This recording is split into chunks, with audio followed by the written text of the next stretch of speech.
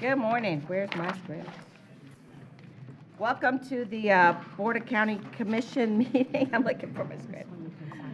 Okay. I'd like to call to order the Pasco County Board of County Commission 10 a.m. 10:05 meeting of December 6, 2022. At this time, please silence all your electronics devices and mute your microphones. Please rise for the invocation and the pledge.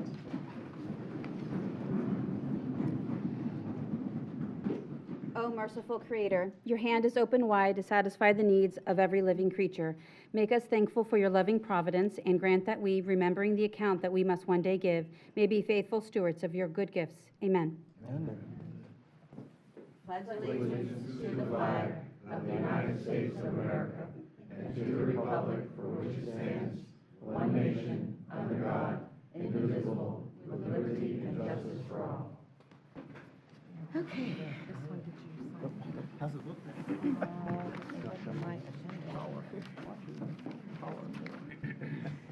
Roll call? Oh, yeah.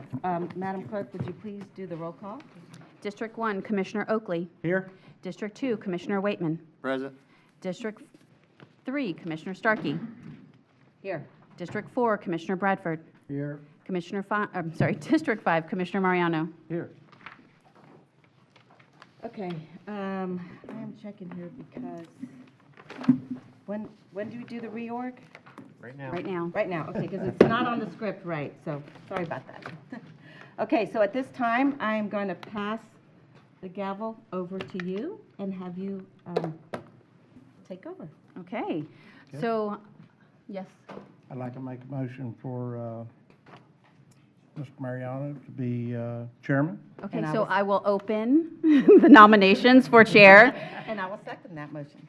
All right, so, Nominations don't need to be seconded according to your rules. That's right, I should have read those, memorized those. so Commissioner Mariano has been, has a nomination for the chair.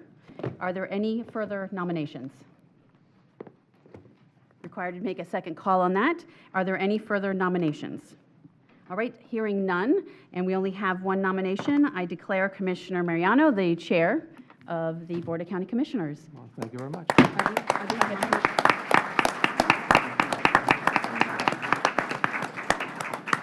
Congratulations. Got to get over and go to work. So you move over one, Carrie. You move one That's down. one that's talking to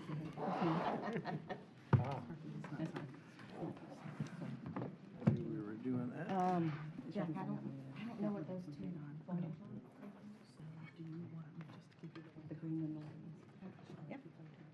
Give them to the oh, I think I took your script. Script? Yep.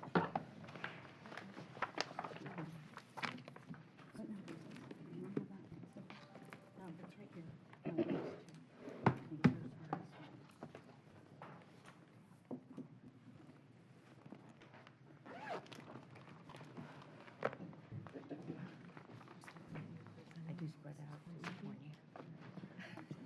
That's your side. This is mine.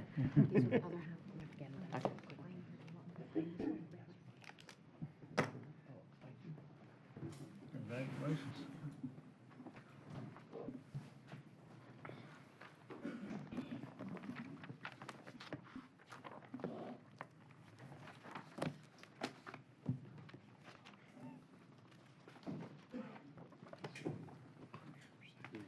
Nominations for the office of vice chair.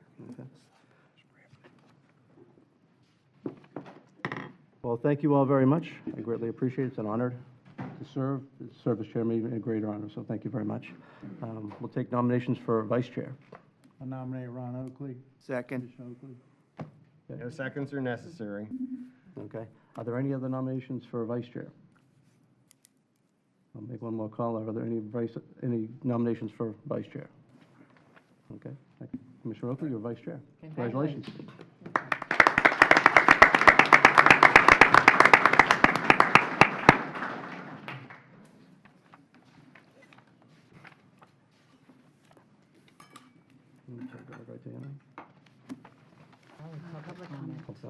Now is the time for public comment. Citizens are given the opportunity to comment on any current or future agenda item coming before the board and on other business under the board's purview. Today's public comment will be handled as follows. First, we will take public comment from those who are here in person. Then we will take public comment from those who have pre-registered for a WebEx link and are currently on the queue.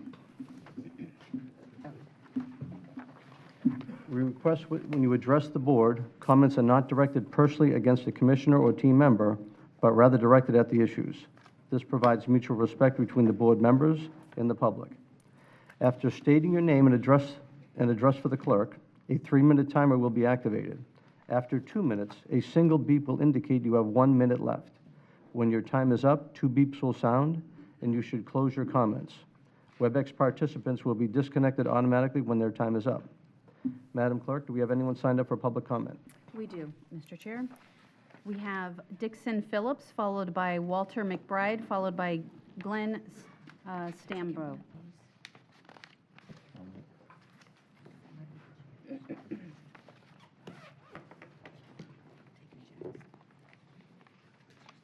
Dixon Phillips. Address is protected. There you go. Good morning, Commissioners. My name is Dixon Phillips, and I'm the District 3 Representative for IFF Local 4420, Pasco County's professional firefighters.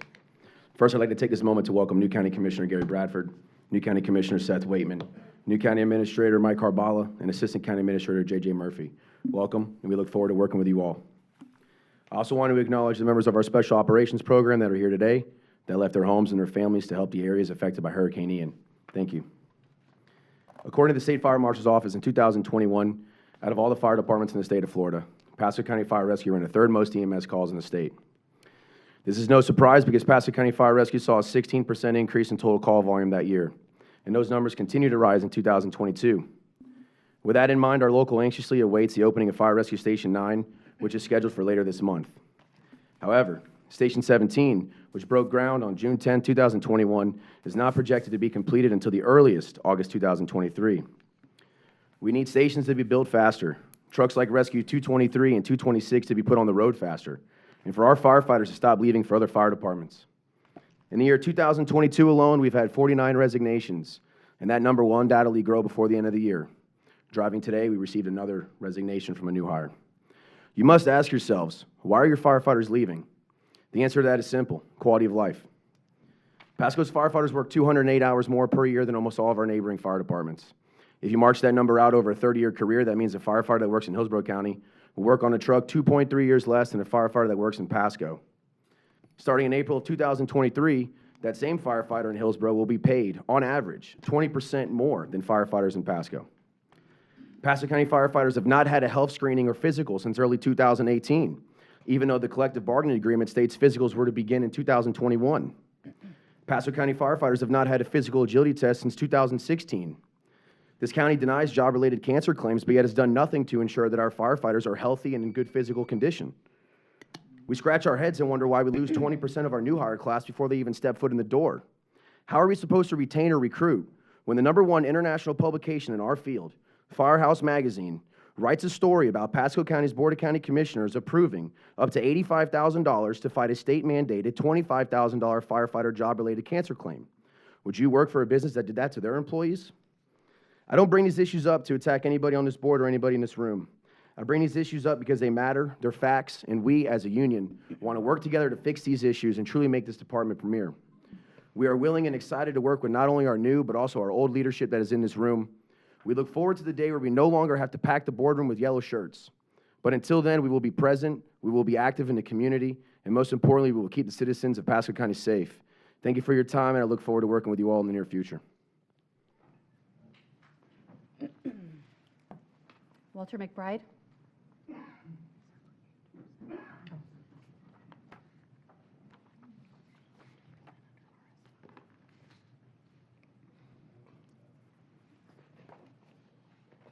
Good morning. I would like to, Mr. McBride, you have to state your name and address for the record first, and then you can proceed.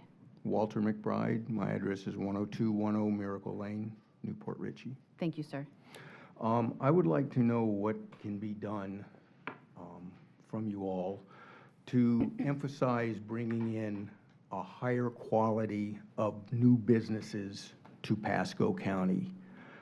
We're drowning in car washes, Dunkin' Donuts, McDonald's. We need some higher-end restaurants, some higher-end businesses, places to go, things to do around here. Pasco being a second-rate podunk county, to me, is a thing of the past. We have people, if you follow the news, and I don't want to get into a political discussion, but we have people from all over the country moving to several states. One of the states that is at the top of the list is Florida. People from all over the United States are moving to Florida. These are not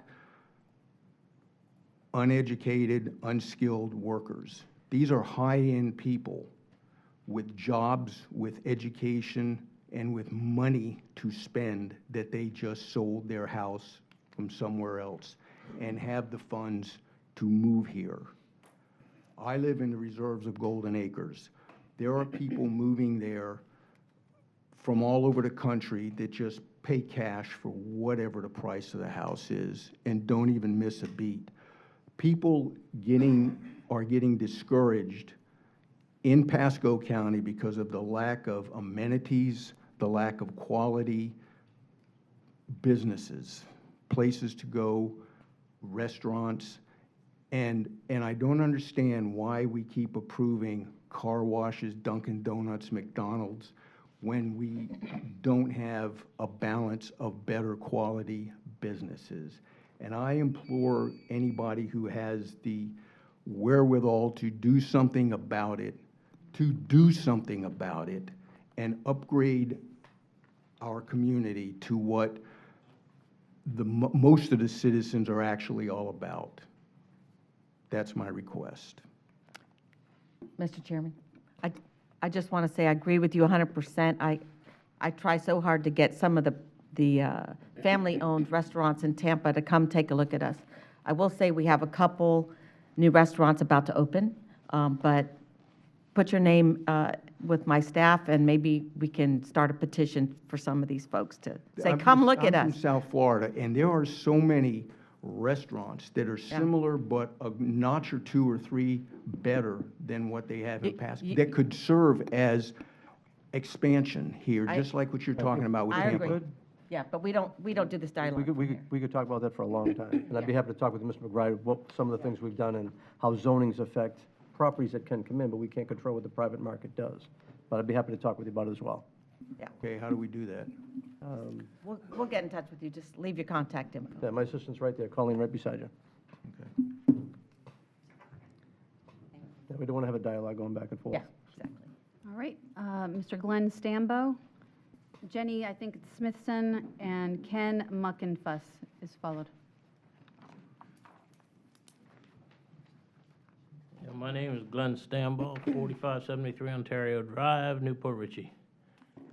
And I guess I'm here because I have a complaint. I've lived at the same place for 37 years. 37 years I've had to drive through water to get out of my own driveway every time it rains. And it's getting a little disgusting, actually. When I moved into the place that I live, I walked through the fields because there was not many houses there at the time. But back in the field, I found all these big pipes that were supposed to be put in our neighborhood for drainage when they built the neighborhood. The county never followed through on any of that. I guess they never done any inspections because those pipes laid there until they just disintegrated. And I think there's 2 drain places in our whole neighborhood.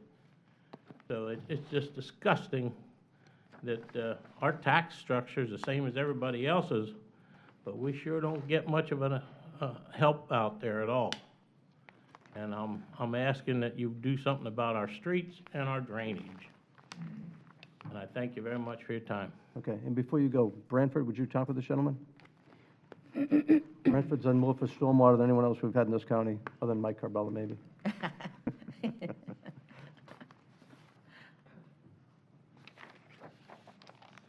Jenny Smithson? Jerry, sorry, looks like ends. Good morning. Congratulations to the new commissioners. and to the new chairman. I represent one of the founding Sir. fathers of Central Pasco and Sir, Gulf. I'm sorry, you have to state your name and address for the record, and then you can proceed. I'm sorry. That's all right. 4411 Edith Street, Newport Richey, Florida. Add your name for the record. Jerry Smithson. Thank you. I'm one of the founding fathers of Central Pasco and Gulf Railroad at Cruise Lake Park. And we have grown tremendously over the past number of years. And recently, unfortunately, things have happened with Parks Department. And I need to talk to somebody so we can get some of this stuff straightened out. Because I hate to see Central Pasco and Gulf Railroad go away. It's such a benefit for the Parks Department, for the community here, for underprivileged kids and families. So I just need to talk to somebody to get some stuff straightened out. Okay, and I tell you, I was there for the opening day of that many years ago. It was a phenomenal amenity that we love to see keep going on. If you would, Kathy? Look, Keith's in the back, right there. Oh, okay, Kathy and Keith first. Kathy and Keith Wiley in the back. Thank you very much. Happy to And talk yes, about it. we have a picture of your daughter in our. Thanks, Leo. Thank you. My granddaughter rode that train. Matter of fact, that picture's still in my office. Ken Muckenfuss?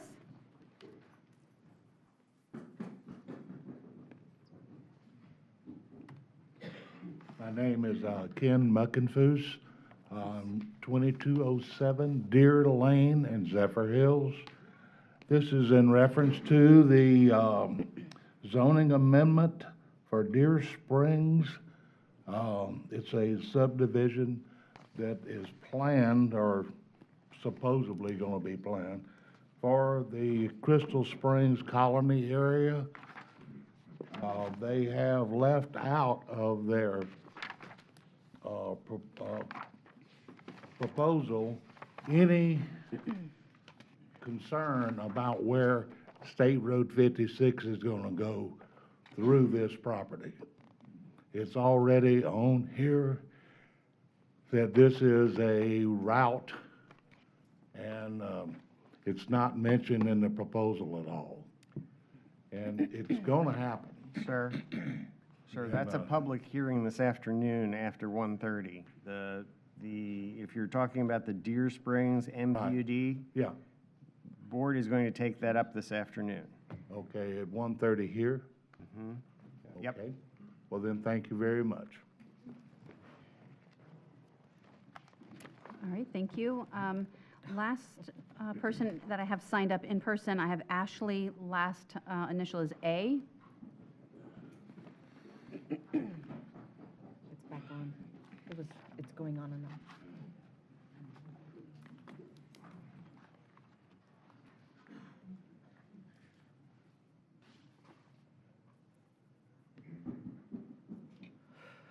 My name is Ashley, and I live off of 6814 Lassen Avenue in Newport Richey, outside the incorporated city limits. I don't understand why we have a Newport Richey City Hall meeting separate from Pasco County Board meeting when Newport Richey has nearly 200,000 people. There are a handful of city members that represent the face of Newport Richey, but only 16,000 of us are supported by the City Hall members. Newport Richey makes up nearly a third of Pasco County, yet the bulk of us are disregarded at these city meetings. Newport Richey should have a city meeting that represents all of Newport Richey and not just the downtown golf cart limits. This is a lack of real citizen representation for the BIPOC community, LGBTQ, and marginalized communities. The majority of Newport Richey is being represented on a bi-monthly county board meeting in Dade City, over 40 miles away, at 10 a.m. on a Tuesday. This isn't representative of the city and its people. Newport Richey has grown significantly, as well as surrounding towns, and I think the way we represent Newport Richey's people needs to be reevaluated. There are many major issues with Newport Richey and Pasco County police corruption where a citizens review board would be beneficial. There have been several national news stories about police corruption here. There are concerns about predictive policing, lying to the courts, disclosing intel to hate groups, tampering with evidence, profiling, police brutality, anti-Semitism, racism, directing hate groups to activism, harassment, aggressive policing of code enforcement issues, romantic relationships between board members and police, and inappropriate exchange of text messages about citizens. Violent crime has accelerated each year. NACO posted a picture in the past of Criminal of the Day, which included a crew member grabbing a black man by his dreadlocks while he was crying so that he could blog about it to intentionally humiliate him. They made inappropriate remarks about a pending investigation. These are not police officers who care about the well-being of the people of our communities. How are we going to rely on corrupt police officers to tell the truth? At least 11 citizens review boards have been established in major Florida cities, as well as over 200 boards nationwide. They have proven to be very beneficial to both the police and citizens. I'm requesting that you establish one for Pasco County and Port Richey, or one or the other. There have been enough significant complaints presented to warrant this to be evaluated. I also request that you implement better records request management systems so that people who request records can get the info quickly and a reasonable price. On another note, please stop forcing people to disclose their address and then post it on county and city websites. This is modern-day doxing. The Florida State Constitution indicates that every person be let alone from government intrusion. You're opening your citizens up for harassment. I know Proud Boys and news crews have showed up at colleagues of mine's house and have harassed them. And we don't owe you anything. You don't need my address. There's no need for you to post my name or address on a live streaming feed. You ask for this info on a sign-up sheet, and it can be easily kept private unless requested for an appropriate reason. I think you should announce your address before you speak from now on, or we can just post your information on public forums like you're doing. I request that you change this for the sake of the people. Thank you. And that's all that I have signed up. I don't know if there's anybody else. Okay. Anyone from the public that's in the audience today would like to speak and address the board? I do have one person on WebEx. Okay, we have one person on WebEx. Yes. Deborah Newman, we are going to elevate you. Just hold on one moment. You should be good to go if you want to unmute yourself and state your name and address, and then you may proceed. Hi, good morning, County Commissioners and the present. My name is Deborah Newman. As far as my address, that's why I am asking for your attention today. Currently, I'm residing at 16654 US Highway 41 in Spring Hill in an RV resort. I would really like to be living in the property that I purchased that is located at 17913 Greensboro Street in Spring Hill. I luckily, the last 3 years in a nutshell, became an investor, sold my home, thinking I could buy a piece of property and live in my RV while I'm building my house, because I see that all around the county while I was searching for said property, which after many failed attempts by being able to buy it from everybody coming from out of the state with all this money, I could not procure a piece of property in this county. I finally, by the grace of God, got a lovely acre in Spring Hill. And I see RVs on properties all over Pasco County, thinking I could do the same while I built my house. But when I went to permitting, found out, nope, I cannot do that. So I'm a teacher. I don't have a lot of money. I'm comfortable. I'm planning for my retirement and all that stuff. But I'm paying $750 a month for an RV now. Facilities when I would love to have what I'm actually petitioning you for is to consider a special permit allowing temporary habitat housing in an RV on a non-HOA property. I have over an acre, and I hear a lot of, sorry if I'm boring and I'm not there in person, but I hear a lot of noise. I hope you can still hear me. It is zoned residential agriculture, and my request is to allow temporary permitting to place my RV once the permitted well, septic, and electric is in place.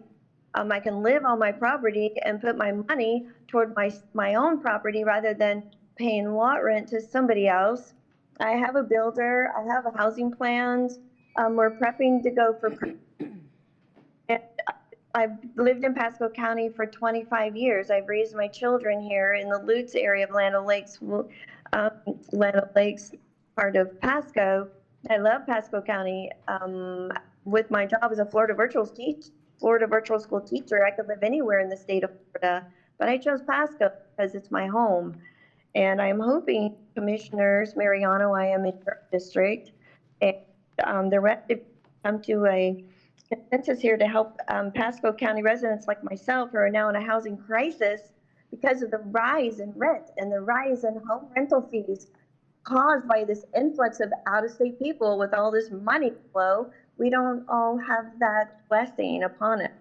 I'm just trying to survive. I'm trying to get back to a house. Being able to place my RV on my own property while I build my home would be very helpful to me and probably other folks situation. Okay. Can we do an automatic cutoff on WebEx at 3 minutes? Yes. Okay. Are there any other WebEx calls? No one else is on WebEx. Okay. We're going to move to resolutions. RS1. Is Rudy Jones here? Where is he? Oh, there he is. Rudy, do Come you on mind up, making Rudy. your way up?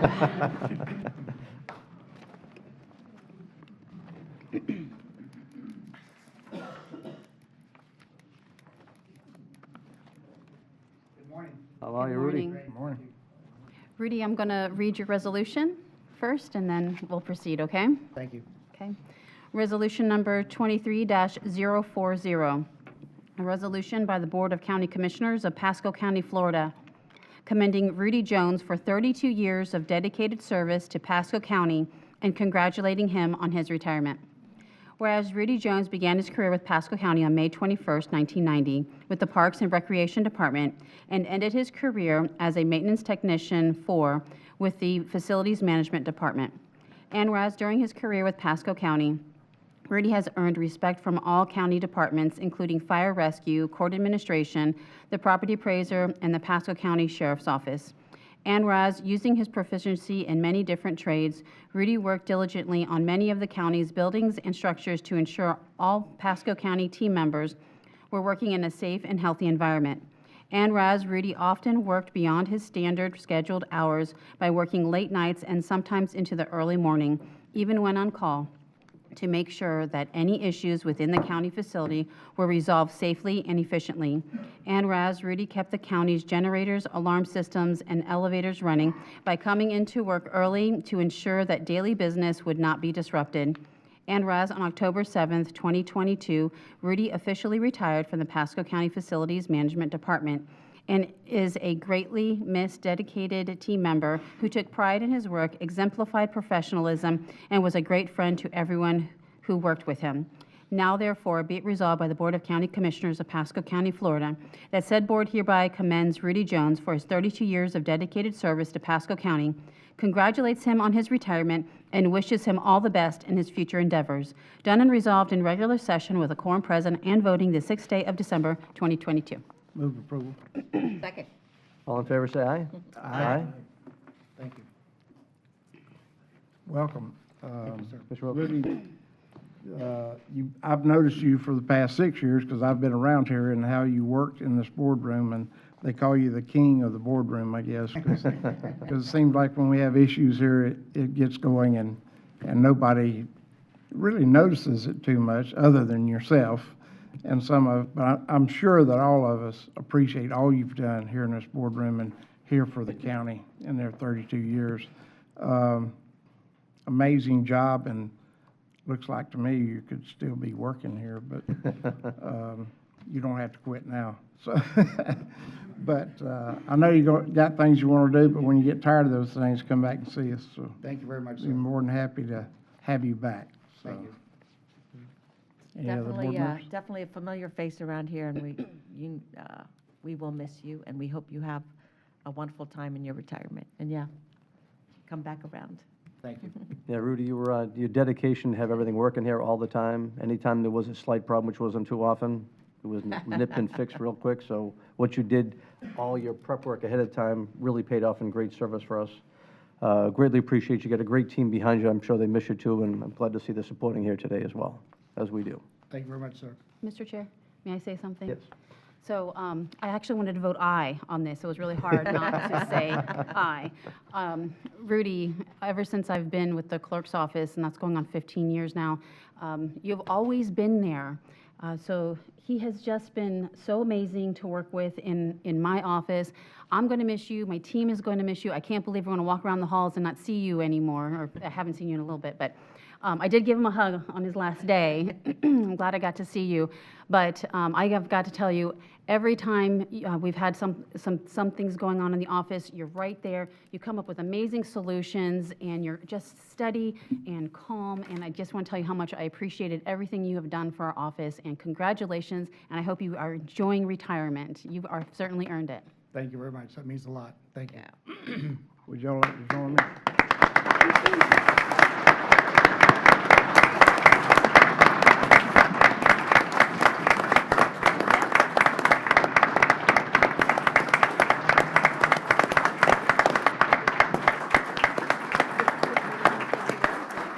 I just want to make sure I get that standing How up. many people you have from the department here, but it's probably quite a few. Is there, I see May a whole lot I- of you them. want to join me up here for pictures and I'll present this to you? May I say something? Excuse me, I'm sorry. Yes, sir. May I say something special? I'm sorry, I didn't mean, I'd just like to thank all the commissioners and Nikki and Jeff and everything for letting me work beside all of you. And congratulations on the new commissioners. Jack, on your position. Mr. Oakley, your position. And a couple of special thanks I want to say. One is to Mr. Eric, if you don't mind me saying. He's blushing. Mr. Eric has been a blessing to Pasco County, especially facilities. And I remember a statement that you said, a very wise man told you one time when you made an officer, that there's certain people, there's two types of people. One that has to salute you, and the other ones they want to. And I think on behalf of facilities in Pasco County, we all want to salute you and say thank you for your heart. Oh. Appreciate that. Have one more, if you don't mind. Oh, absolutely. May I ask Vito to come up, please? Oh, Vito. Vito, what are you hiding back You there? got to come up. He called. The partner in crime over here. Yes, Another great servant right here. yeah. Good morning, sir. I just want, Aw. I just want to say that I think over the period of years that we've worked together, we've had, what, 36 people in your position, I think it was? 34, 35. And out of all that, you've been the awesome and the best supervisor that a person could ever have on my behalf and facilities, I think. And I just want to say thank you, and I love you like a brother. Thank you, but here you go. I know.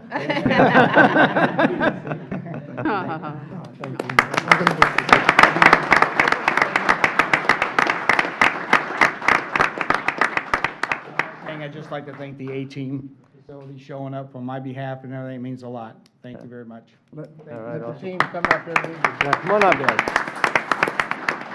Let the team come up for the pictures, so maybe y'all want to stay behind. Stay up here Yep, with- we're yeah. good, we're good. And Rudy's team, come up. We're going to take pictures with you in it. Come on up.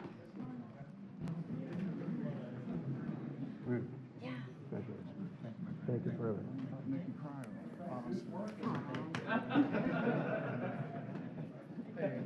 It's tough when you see familiar faces leaving. Oh, my goodness. Good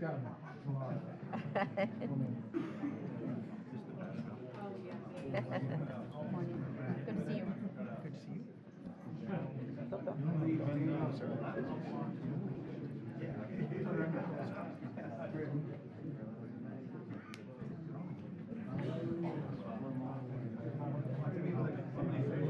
Is that fitting? Are they fitting? I mean, he's all the way over there. All right, everybody. All right. 1, 2, 3, and then one more a little closer. Perfect, thank you all. Thank you, Rudy.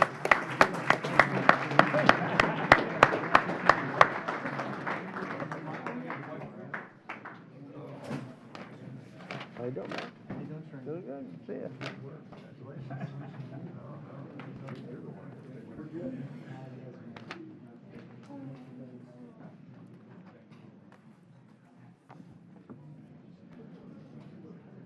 Rudy.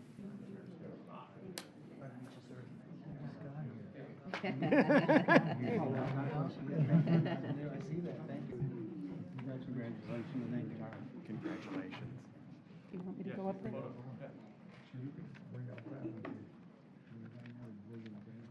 to stand up? Oh, another one? Okay.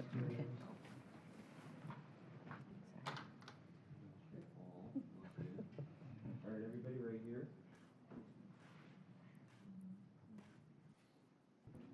Great, thanks. Can I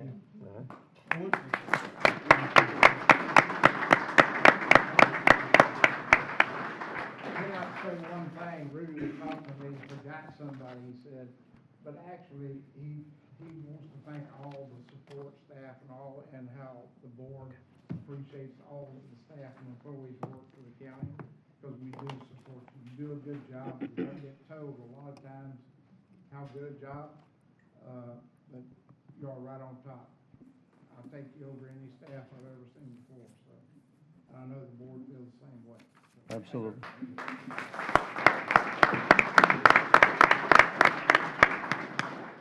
I see we have Sheriff Naco in the audience, so we're going to move right to our S5.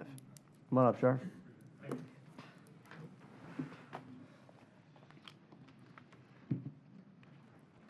Resolution? All right, Sheriff Knuckle, I'll go ahead and read the resolution first. Okay. Resolution number 23-026, a resolution by the Board of County Commissioners of Pasco County, Florida, recognizing the Pasco Sheriff's Office Deployable Emergency Response Team for their search and rescue efforts in Lee County, Florida, in the aftermath of Hurricane Ian. Whereas on September 28, 2022, Hurricane Ian made landfall in our state. The event caused severe destruction and devastation throughout Florida. And whereas Hurricane Ian made landfall as a Category 4 hurricane and was the deadliest hurricane to strike the state of Florida since 1935 Labor Day hurricane. And whereas the Florida Division of Emergency Management and many neighboring emergency responder agencies, including the Pasco Sheriff's Office Deployable Emergency Response Team, aided the residents of Lee County. And whereas the Pasco Sheriff's Office Deployable Emergency Response Team and the Federal Emergency Management Agency Task Force members aided the communities that were most devastated by Hurricane Ian. And whereas in the immediate aftermath of the storm, the Pasco Sheriff's Office Deployable Emergency Response Team deployed urban search and rescue assets to assist in finding and recovering survivors. They utilized canines and drones to find and assist individuals who were trapped under debris and damaged structures. And whereas their team members were deployed to provide relief to the local law enforcement agencies that worked around the clock in the recovery efforts. And whereas Sheriff Chris Naco focused on aiding our neighbors in the south with minimal impact to patrol operations in Pasco County. Now therefore be it resolved by the Board of County Commissioners of Pasco County, Florida, that said board hereby recognizes the Pasco Sheriff's Office Deployable Emergency Response Team for their hard work and dedication to rescue efforts in Lee County. Done and resolved in regular session with a quorum present and voting the 6th day of December, 2022. Thank you very much. A motion to approve? Approve the motion. Second. All in favor, say aye. Aye. And Sheriff, I tell you, we have a series of resolutions all about the storm or whatever, but I want to say that my Rotary District 6950, of which we're a member of Newport Richey Rotary together, they told me about how they were going to load up 4 truckloads of food, ship it down, and we went out there on a Sunday at Moss Nissan and kind of went through and loaded the whole thing up, and then they told me we're going to take a trip down to go see it. And then as we went down, it was Troy Stevenson, a few other guys, and we went through and we drove down to a couple of different spots, dropped off some trucks, and then they said, do you want to go see what your sheriff's unit's doing down in Lee County, right in Fort Myers, the heart of it all? I says, I'd love to go down there. So we went down there, and I got to meet your upper staff. I got to meet with the Lee County Sheriff, I believe is the appointee that was down there. They gave me a tour of the college that you guys were at, staying in the, some had pretty decent accommodations in, I think, the locker rooms, and the others were like under bleachers. Meanwhile, the whole wall of the floors were all protected, whatever. I'm thinking, we can do better than this. So I talked with the crew, talked with them, and I asked them to put a whole series of recommendations, what we can do better, because I guess under Sheriff White that started, you've carried this thing on, that these guys have been elevated to being the first out there, to help anyone in this whole state, which is phenomenal for the state of Florida. So I appreciate you doing all that. And I want to reach out between what we can do here at the county, but as well as maybe if I need to get with Kevin Guthrie, obviously from here before, I'm sure our Governor DeSantis would help out too, but we can put a better plan together so that we get great people like your team that was out there that would give you the support that you'd have to go out there and take care of people in such a dire circumstances. No, I appreciate it, Chair. And actually, we wrote that letter. We have a letter sent to you. Yes. So appreciate that recommendation. If I can, real quick, I want to go back because it's always exciting coming to the board meeting because you never know what you're going to hear. And so just some points earlier, which that citizen came up here. I don't think she's aware that we do have a Citizen Advisory Council. So she's probably not aware of that. She's probably not aware that we have reduced crime over the years and that we've been winning all these lawsuits. So, and that Newport Richey is a separate jurisdiction. That's a city within the county. So you can have a Newport Richey address, but it's not in there. But unfortunately, don't let facts get in the way sometimes. But those are the facts. Yeah, The other one too is, Mr. Chair, I appreciate the knowledge and what you're saying. It was interesting. We do want to be, get out there to help our neighbors because, as everybody knows, that storm was focused here first. So, we got the call from Governor DeSantis, Senator Rick Scott, everybody saying, what do you need? Other sheriffs are calling in saying, hey, as soon as that makes landfall, we're there. And then within a matter of hours, it shifted. And so that's what we want to be, that ability to go respond. And the one thing is, I want to thank our deputies who went down there, the women and men down there, but for their families who were here. Those families that are here, we have to think about them and our family support network supporting them. The other one is for the volunteers, like I said, the Rotaries, the businesses, everybody who went down there to support our members. That is so heartwarming. That to them, it means so much. And the one thing that we're doing here, and I want to applaud the fire rescue along with us, their special operations. If you ever get a chance, we can all set something up, but to come out there and see what we're doing at first with those rubble piles, those level 1 female rubble piles. The fire rescue team goes out there, our teams go out there, and we're working together. And communications, you can't leave them out of the mix. They're so critical. But the way public safety has been working better and better together each day, to come out there and see what happens, because God forbid, when that day comes to Pasco County, our teams are training and we're getting well advanced, and we're going to be ready for that worst case scenario. But the thing is, what we always remember is, just the way we have to support other people, they're going to come and support us. So, and I appreciate that because it starts with the county commission supporting us, recognizing that. And when you go down there, you saw it, had that storm hit us, everything west of 19 would have been rocked. Absolutely. When you see sand piled up above your head and you see the water, and it wasn't the wind as much, it was the amount of water that come in there. I have to say water differently than water. But the amount of water that came in, it was unbelievable how much it rocked. And so that's what I say, God forbid that day comes, but I will say working with fire rescue, the sheriff's office, and communications, we have a good plan and a good team. So thank you for that. Well, thank you for Appreciate it. representing us well. No, thank Yes, you. and we do have a series of resolutions for everyone that'll be coming up, and right after, if you want to stay, you can stay, but I know you get your team back there as well. Yep. When we all go down, we'll take a picture together. All right, thanks.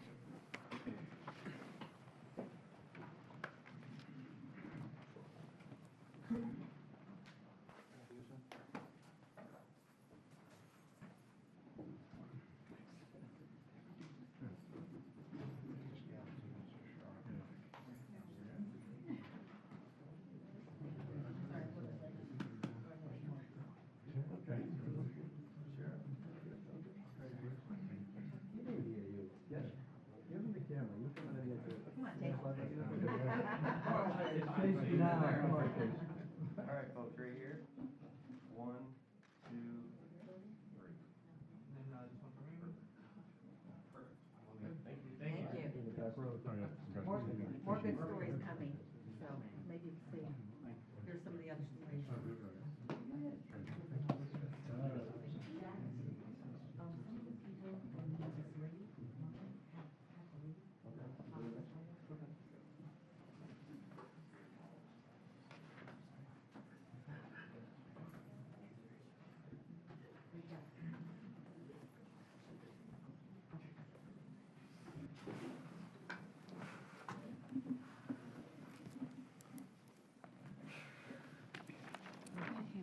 And if we could, we'd like to do RS3 next. RS3, sure. We have some people that have to leave, so Okay, very trying to good. accommodate everybody here. We appreciate everybody and all the great work they've done.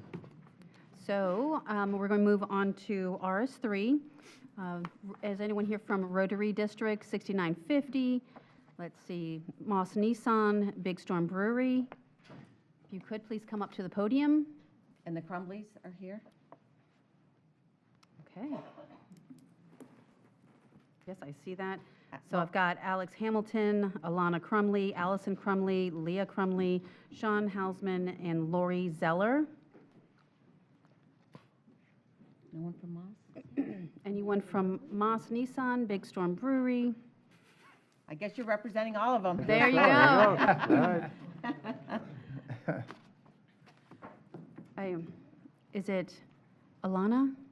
Leah? Aaliyah. I don't have that. Oh, Leah, okay, yes. I just want to say, I heard you sing last week, and I was blown away. I had never heard you sing before, and you have a special gift and a special talent, made me cry. But beautiful voice. All right. I'll go ahead and read the resolution first.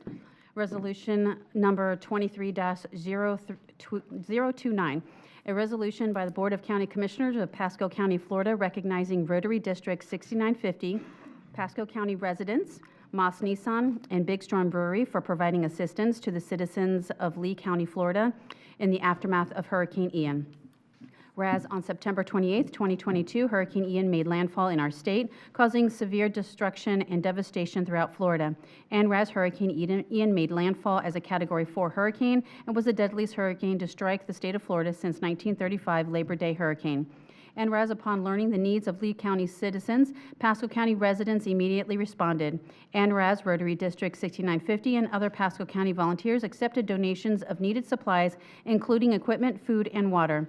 And whereas Moss Nissan opened up their Bay Area locations to accept donations for 49 clubs of Rotary District 6950 volunteers. Volunteers filled 4 26-foot box trucks with collected donations and delivered them to the residents of Lee County in the days following the storm. And whereas Big Storm Brewery opened their doors to collect donations and supplies to be transported to affected Lee County citizens. And whereas Rotary District 6950 delivered supplies to the Pasco Sheriff's deployable emergency response teams stationed in both Fort Myers and Bonita Springs. And whereas Rotary District 6950 also raised nearly $85,000 for additional hurricane relief efforts in Lee County. And whereas private citizens, including Alex Hamilton, Alana Crumley, Allison Crumley, Leah Crumley, Sean Hausman, and Lori Zeller, volunteer to aid in relief efforts. And whereas volunteers partner together to aid in cleanup efforts, including debris removal, sewage cleanup, and more. And whereas Lee County continues to rely on the support of our dedicated volunteers to recover and rebuild. Now therefore be it resolved by the Board of County Commissioners of Pasco County, Florida, that said board hereby recognizes Rotary District 6950, Moss Nissan, Big Storm Brewery, Alex Hamilton, Alana Crumley, Allison Crumley, Leah Crumley, Sean Hausman, and Lori Zeller for their dedicated work in providing relief to the citizens of Lee County, Florida. Done and resolved in regular session with a quorum present and voting the 6th day of December 2022. Move approval. Second. All in favor, say aye. Aye. Welcome, and I guess you're representing that whole big group. I will hand deliver to Big Storm, and Jack, you can hand deliver to your Rotary. When I heard what you guys did, I was just floored, so I wanted to be sure you got added to one of these resolutions. And if you don't mind sharing the story of what you guys did, please do so. Okay, just briefly, because we're humbled. We don't even need this. We really appreciate it. Thank you so much. And as you know, there was a lot of people that did a lot of things, but we're just Florida folks who saw other Florida folks really hurt. And as Sheriff Nako so well put it, it could have been us, and it looked like it was going to be. So we just thought, let's just do what we can, because it could be us sometime, and we hope somebody, if we needed help, would come and help us. And there was a little story about a U-Haul that broke down for 7 hours on the side of the road. And just so you know, U-Haul doesn't let AAA come and fix a tire. They have to send the person. So it was an interesting day, the first day. But and my son-in-law here, he is in the U.S. Navy, and I'd like to thank him because he took time off from MacDill to go down there. And that's really it. We just want to help Share other what you Florida did. folks. Can you share what you did down there? Yes, go ahead, Leah. We distributed multiple products to the Cajun Navy based out of Louisiana. It started, I believe, around the time of Hurricane Katrina. They administer private boats.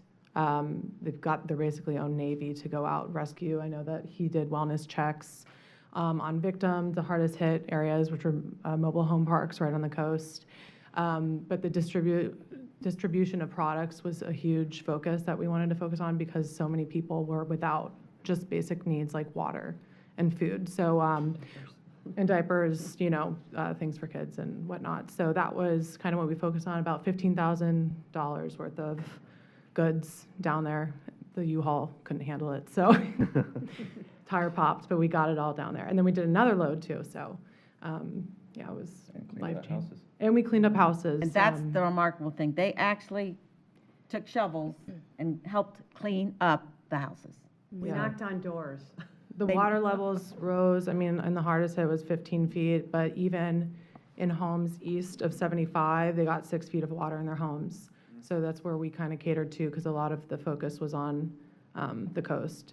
And we just knocked on doors, and elderly couples were, floored when they saw us, and we helped them out, so, yeah. Well, we're God very bless you. grateful. Thanks. So we have some resolutions for you. We'll all come down and take some photos. Maybe you can Photoshop the others. I think we neglected to tell big One for you.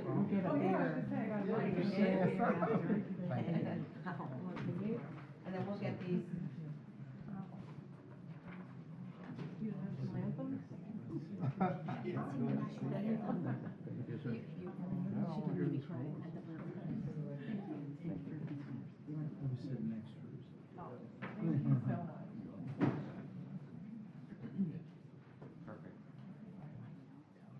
Everybody right here?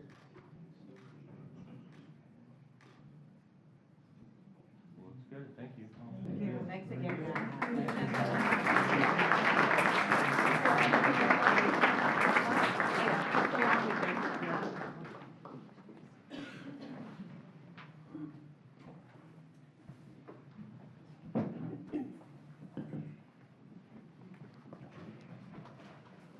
And while we're getting ready for the next resolution, Big Storm also did a huge drive. I know we participated at Starkey Market, and they just collected tons and tons of stuff and delivered it down there. So I will share this with them. Excellent. I believe Mosney Sun did the same. Yeah. Okay. And now we go to RS2. Okay, All those from Fire Rescue, please come on up. yep.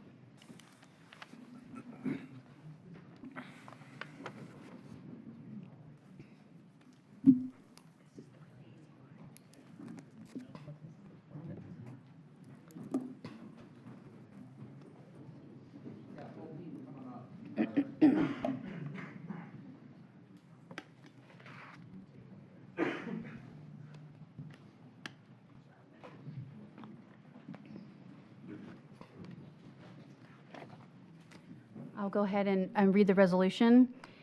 If I'm struggling with the name, I'm happy for you just to yell it out so I can get it right. All right? All right, resolution number 23-028, a resolution by the Board of County Commissioners of Pasco County, Florida, recognizing Pasco County Fire Rescue for their relief efforts in Lee County, Florida, in the aftermath of Hurricane Ian. Whereas on September 28, 2022, Hurricane Ian made landfall in Florida, causing widespread devastation and destruction. And whereas Hurricane Ian made landfall as a Category 4 hurricane and was the deadliest hurricane to strike the state of Florida since the 1935 Labor Day hurricane. And whereas the Florida Division of Emergency Management and many of the neighboring emergency responder agencies, including Pasco County Fire Rescue, provided assistance to the citizens of Lee County in the aftermath of the event. And whereas on September 29, 2022, AMBU BUS team members Alex Scaglione, Andrew Krutz, okay, Joseph Bowler, Kevin Mangrew, Sean Emmons, Kyle Patson, Jeremy Sidloskas, and Anthony Stellato. All right. We're deployed to Fort Myers for 6 days. And whereas on October 1st, 2022, TRT-425 team members William Lingo, Carrie Epperson, Jason Langlo, Ben Oliver, Chris Kempton, Jerome Fribley, Peter Arnold, Paul Bauer, Robert Watson, Jess Walker, Matt Galloway, Steve Akel, Randall Forkham, Darren Dieters, oh, I got that right, All right. Tyler Romanowski, Jake Vale, Lee Hudson, Andrew Brewer, Joshua Francis, and Travis Strong were deployed to Lee County for 5 days. And whereas on October 8th, 2022, Sean Whited was deployed to the State Emergency Operations Center in Tallahassee for 7 days. And whereas on October 11th, 2022, James Boyette, Charles Lonergan, okay, Victoria, just, help me with that one. Chesonis, Dennis Shaw, Douglas Staley, and Justin Walker was deployed to Cape Coral and Pine Island for 9 days. And whereas the efforts of Pasco County Fire Rescue team members provided relief and assistance to countless citizens affected by the loss of home and life in Lee County. And whereas these team members displayed and maintained the highest standards of service excellence, professionalism, and compassion during their deployment. And whereas the Pasco County Fire Rescue team members who were not deployed maintained the exceptional services to the citizens of Pasco County despite their limited numbers in the aftermath of the hurricane.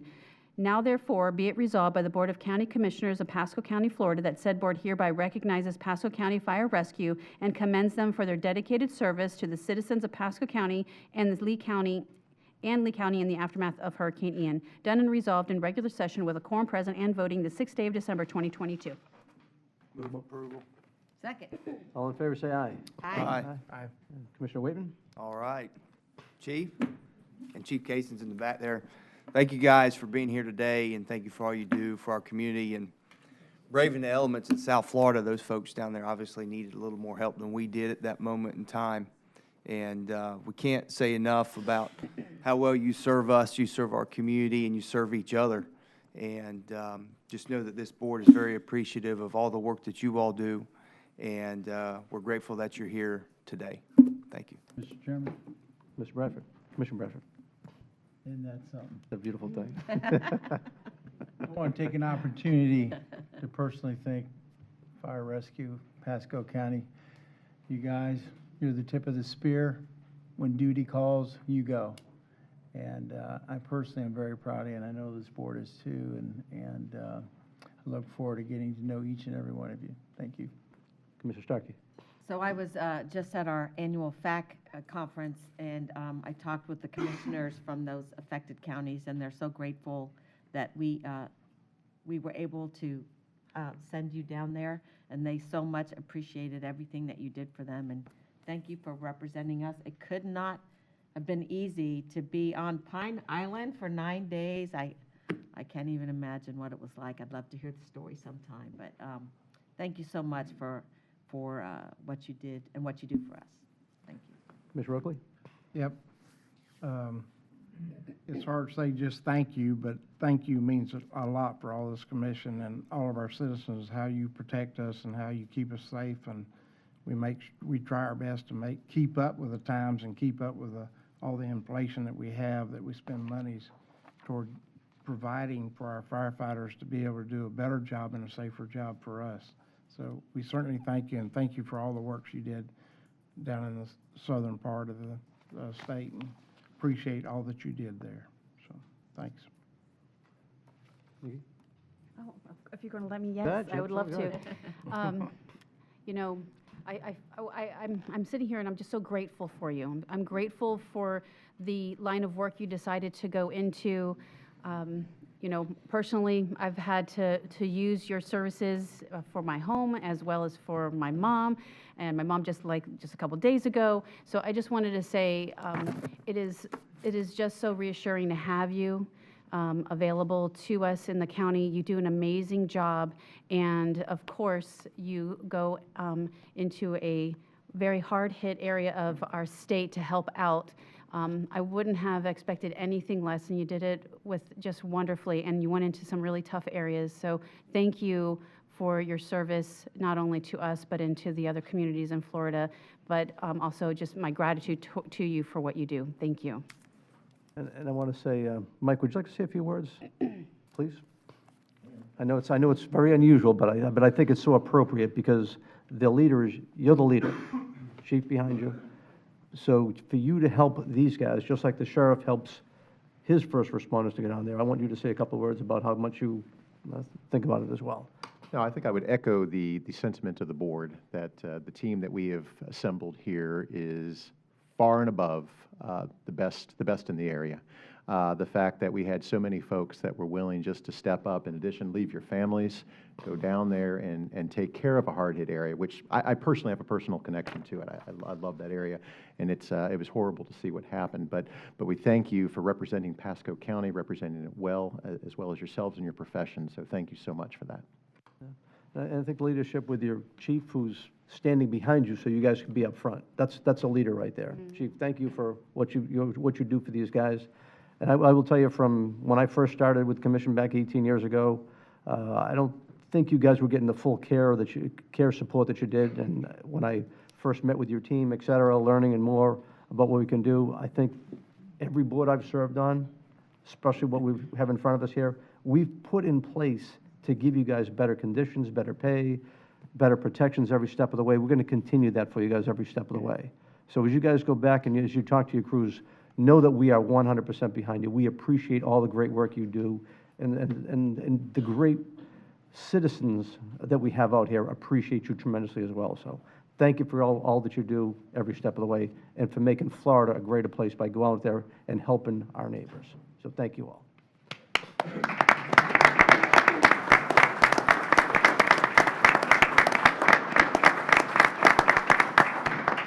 Thank you. I don't think your words are lost on this group of people.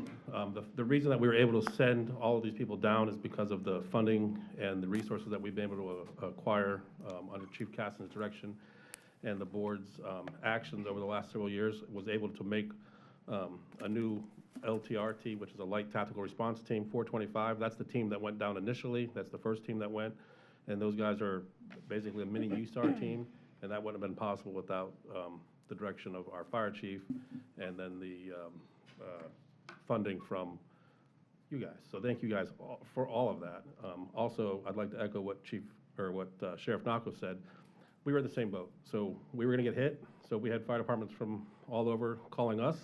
And then when it curved, we were able to go down and assist down there. Obviously, I didn't go down there. I went to Tallahassee, but these guys all went down there. I was up at the state EOC. But thank you guys for everything. You want to say something? Well, I'd like to just add one more thing, too. Just like, as I said with the sheriff, I asked them for the things they need, and you guys communicate with us, so we try to get you the things you need. But I think it's an appropriate time for us to think a little bit more regionally, statewide as well. So we need to get these resources so that whether it be us helping somebody or somebody else helping us, whatever the case may be, that we can actually go. And I think with Kevin Guthrie now up in Tallahassee in a great position, that he would understand it, because he was always the guy that said to me, look, Jack, if we're going to send our people down there, they're getting training somewhere else. It's going to help somebody else. And when I sit around, like Bay County comes to mind, when you guys helped out there, they raved about the great job you guys had done up there. So it's a great thing for the state to jump together too. So again, thank you all. Very much. Okay, how do you want to do the photos? I would say there's so many of them, but Commissioner Waitman, go ahead down there. We'll stay back here. Plus, they're all much taller than I am, so let's sit back here anyway. Chief, come on up here. Mike Carbella, too, please. The whole team, everybody you got.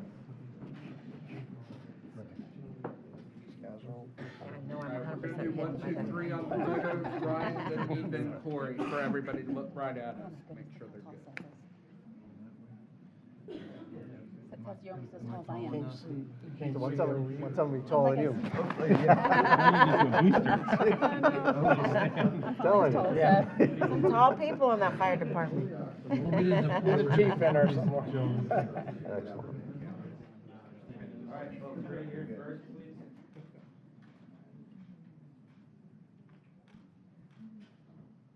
Thank you.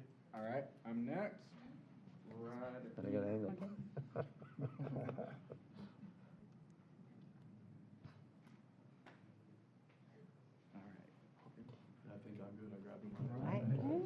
Thank you very much, everybody. Thank you all.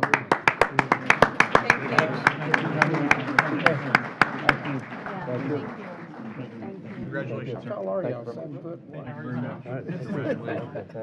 Y'all stand pretty tall. Thank you very much. You're welcome. Thank you. Yes, sir. We need more fun places to go in the area. Thank you, Chief. Yeah. Thank you. Yes, sir. Hey, thank you so much. All right, one more. Hey. Hey, I didn't know Okay, RS4, RS4, will Andrew Fossa, Laura Wilcoxon, Kelsey Hilbert, Kimberly Miller, Travis Strong, Josh Francis, Brittany, how do you pronounce your last name? DeRozier. I will try to do that. Kelly Heineke? All right. DeRozier, right? No. DeRozier, okay. Oh, Andrew Baxter. I almost missed that one. Andrew. Did I miss anyone? I hope not. Okay. I'll go ahead and read the resolution. You guys are so far away from the mic. I can't believe it. All right, resolution number 23-027, a resolution by the Board of County Commissioners of Pasco County, Florida, recognizing the outstanding and invaluable disaster relief assistance provided by Andrew Fossa, Laura Wilcoxon, Kelsey Hilbert, Kimberly Miller, Travis Strong, Josh Francis, Kimberly Brittany DeRozier, okay, Kelly Heineke, and Andrew Baxter in support of Lee County, Florida. Whereas during the early evening of September 28, 2022, Hurricane Ian, a Category 4 hurricane, made landfall in Lee County. The event devastated Lee County and its barrier islands. And whereas the event resulted in widespread destruction, missing persons, and casualties. And whereas several major roadways were underwater or affected by wind damage and debris, and water systems and pumping stations were damaged. And whereas countless citizens in Lee County were without water, working sewer systems, power, communications, and shelter. And whereas despite the capabilities of the Lee County first responders and a powerful response by local and federal governments, Lee County soon found itself in need of support from the nation. And whereas the Tampa Bay area has a network of professionals who are trained, experienced, and prepared to serve during natural disasters. And whereas Pasco County understands the value of providing aid and relief during times of disaster and prides itself on its skilled workforce and its team members' dedication to respect, integrity, innovation, service excellence, and quality. And whereas the first responders who are able to travel to assist other communities feel a profound sense of pride in their teams while being able to use their skills in an unfamiliar environment. And whereas when called to duty, 5 of our Pasco County personnel left their families to join the Florida Department of Emergency Management Region 4-6 All-Hazard Incident Management Team for a 21-day deployment to aid the people affected by Hurricane Ian.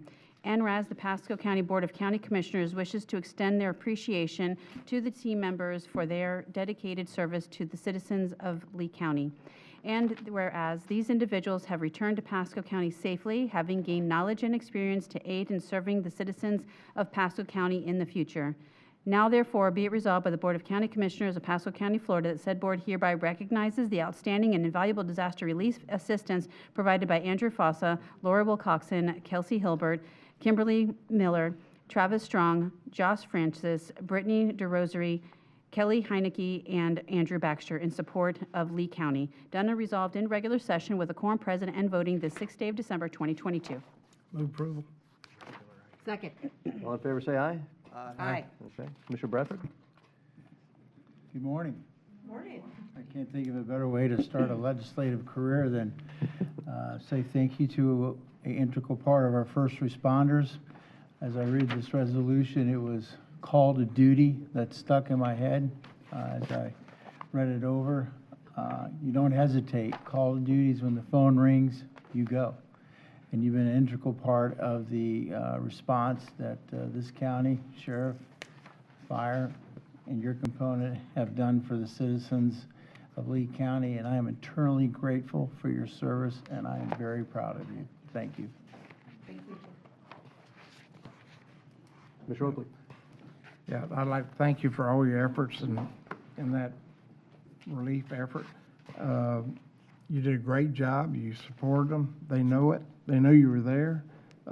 You've learned, they've learned, and you made it through it with great values coming out of it, so, and experiences that you will learn from the time in the future when you have to do something like that again, but I certainly appreciate everything y'all have done. Thank you. Okay. And I'd like to say that the citizens of the county, we've got a great team here. The help you give everyone is fantastic, but as the storm let up and we thought it was coming to us, you guys were fully prepared. Everything was gone through. We had the stakeholder meetings, the preparation, phenomenal setup, so that if it did come here, I know we were fully prepared. And it's tremendous what's happened for the past several years, how much better and better it's gotten. So your leadership for us is great, and for you to share with the rest of the state has been phenomenal. So we thank you all for all your great service. May I? Commissioner Starkey, sorry. So, just like I heard about our first responders, I heard great things about you guys at the FACT conference, and Kevin Guthrie was there. And of course, everyone always raves about Kevin, and I let everyone know we trained him well here in Pasco County.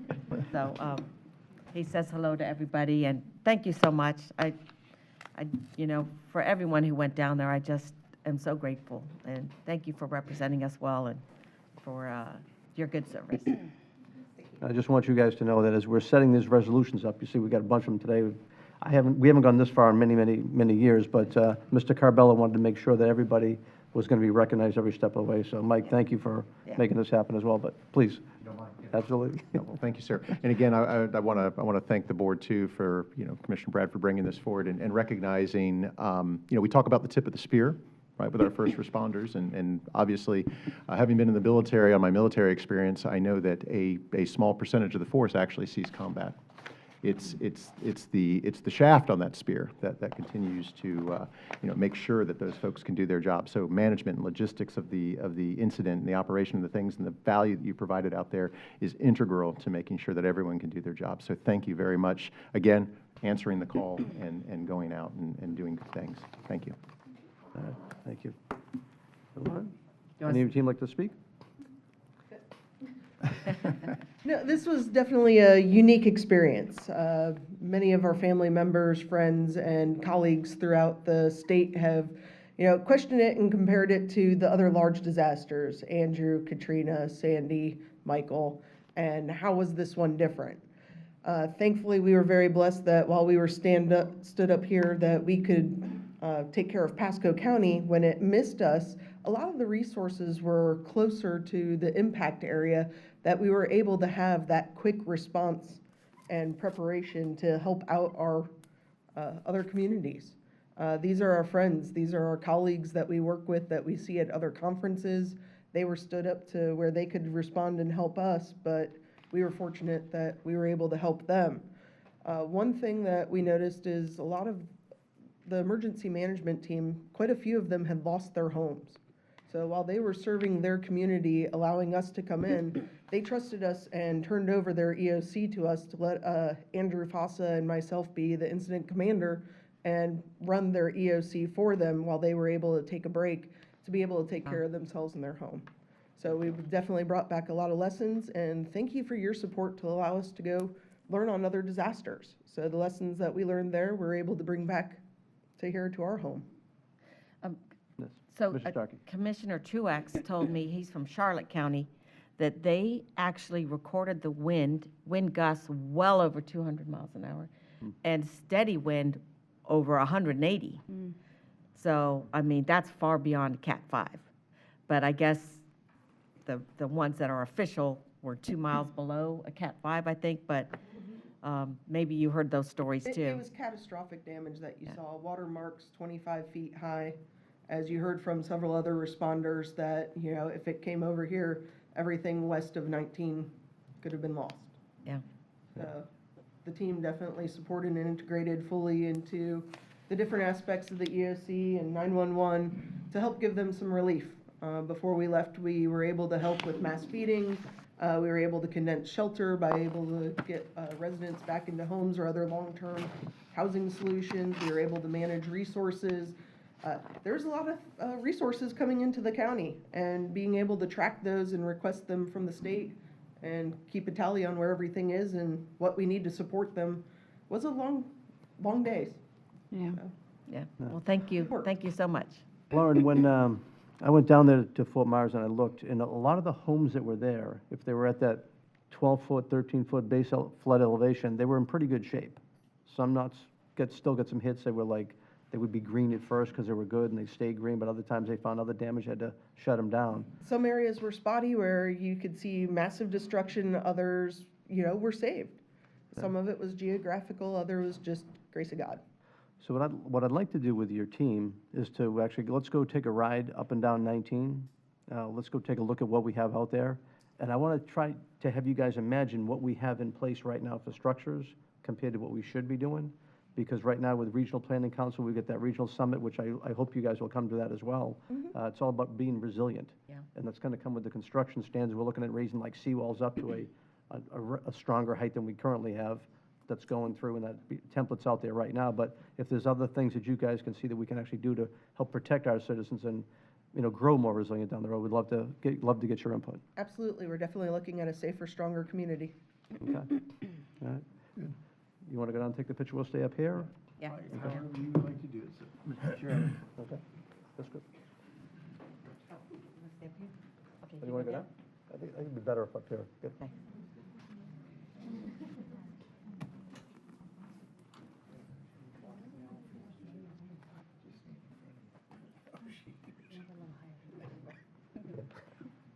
Yeah, here he has this.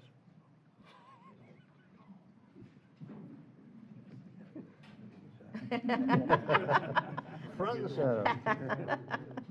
Hand out those, hand out those resolutions. I made Did my he hand them first out? mistake. Can I have my resolutions, please? Yeah. Where are they at here?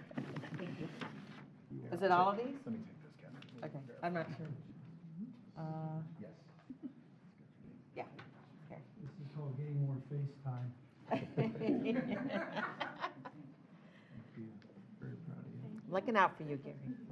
Thank you, Commissioner Starkey.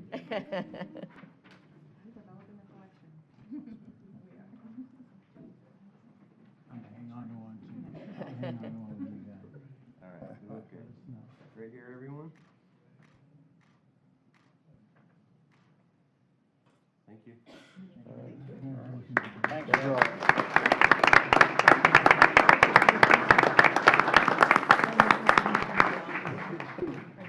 Okay, well, what is it? Just.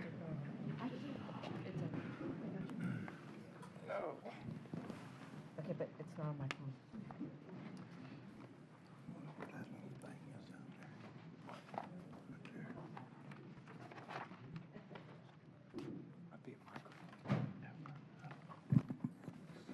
So I've got a, I'm sorry. Okay, we got 93 is your, you got, 92. you got 92 with Gucci giving you a check, which wasn't a time certain, but they'll give you a check. Give him a check. Okay. Yeah, but you may as well get. Yeah, let me go, Gucci let's do 92 first. All right, so we're going to go to a little bit out of order here, just to move up. R92, we have a presentation from with Lacucci River Electric. Joe Marina and his team, beautiful.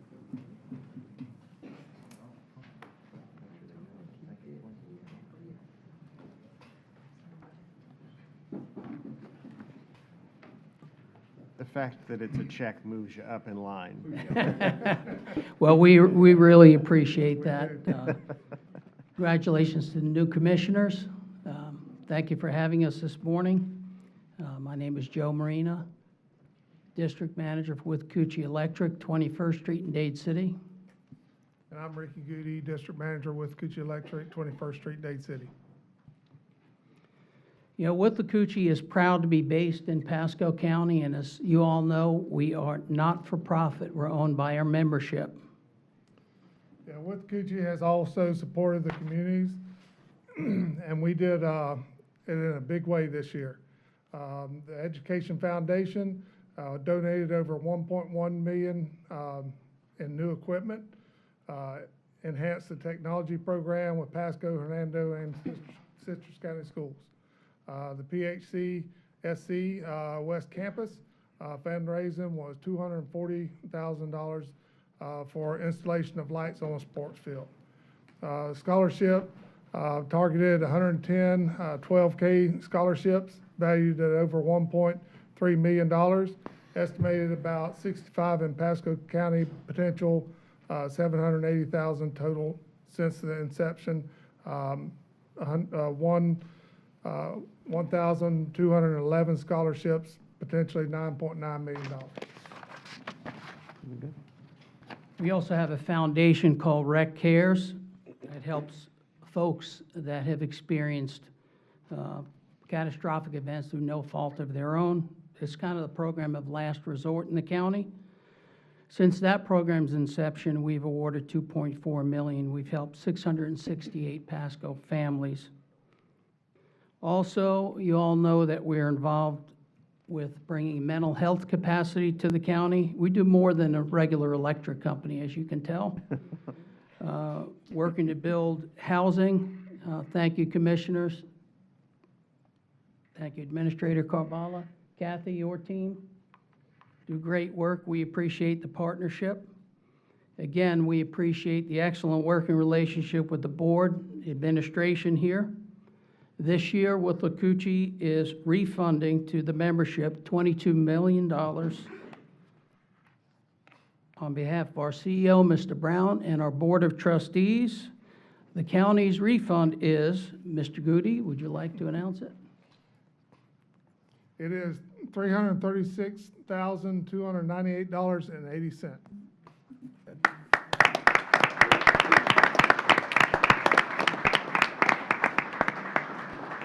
Next time, Mr. Marine and Mr. Goody, next time we'll have you at 10:01. I tell you, this was a I've been on a lot of these, very impressive meeting. You have a lot of good people in this county. We're very blessed. We really are. Fortunate. Well, I'll tell you what, we've got the best electric company on the planet as well. How you do all those extra things in the community, the investments, I mean, you didn't even talk about Lake Jovita and One Pasco Center, creating jobs for this whole area, constantly working with the folks up at SunWest when they come along as well. But everything you've done has really helped Pasco County grow. Because when people can come in and have low rates like you do, which I don't know how you do it, it really makes the community better, stronger, and committed. So I thank you guys for the great job you do, from Mr. Brown all the way down the whole team as well. Oakley. Commissioner Oakley. Yeah. I'd like to thank you. We have a very good relationship from the board to WREC and Mr. Brown and both of you. We reach out to you when we need to, and you reach to us when you need to, and we have a good working relationship for that, and can only thank you for all that you do in Pasco County. So I'm your new, building a new home in Pasco County, you are the electric provider for me. So I can tell you it's been very smooth in working with you, even in that capacity. So I know our citizens are being taken care of very well. Thank you. Commissioner Waitman. Thank you. Normally, at Swift Mud, nobody brought us checks, so for first meeting, this is pretty neat. No, I'd be remiss if I didn't say, growing up a co-op kid, it's what the co-op does for its employees and their families here in this county is second to none. And you all provided opportunity for families to live here, not just here, but Hernando and northward. And the way that you all support families and you all go to storms as well and do phenomenal work in keeping folks safe. Just thank you all for all you do, and you're certainly not taken for granted. Thank you. Commissioner Stark. It's pretty unusual when you have people say, "I love my electric company," but I think your members, it's like one big family, and it's so interesting to hear people rave about being part of your little community. So thank you for all you do for Pasco County, and we are grateful that you're giving us this check here today. Well, you're most welcome, and thank you so much for your kind words. We appreciate it. Commissioner Bradford. Yeah, and thank you very much. That's what we do, is about the community, making it better. Commissioner Bradford. Good morning, Joe. I appreciate the tutelage before I took office on everything electric. I don't remember half of it, so we're going to have to go over it again and again and again, but I do appreciate you educating me on the issues, and I look forward to working with you, and I look forward to getting to know you, sir. Thank you. Thank you very much. Appreciate it. Okay. Thank y'all. If you could, let's go down and I'll take a picture. Yeah.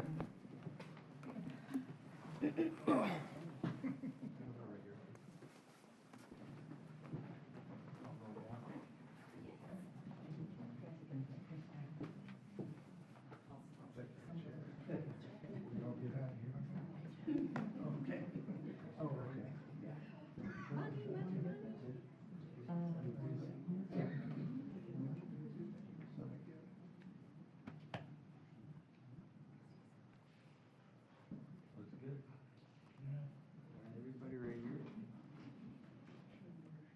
One more? Thank you. Thank you.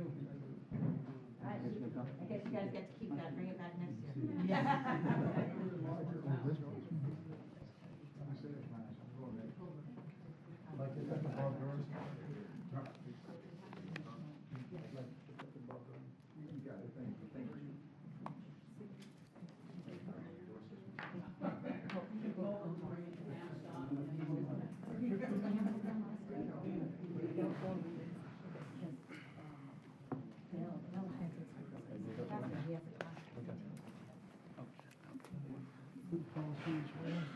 That would be 95, that was your 11:30 time, sir. Okay. Got it, okay. All right, so we're going to do R95, Food Policy Advisory Board.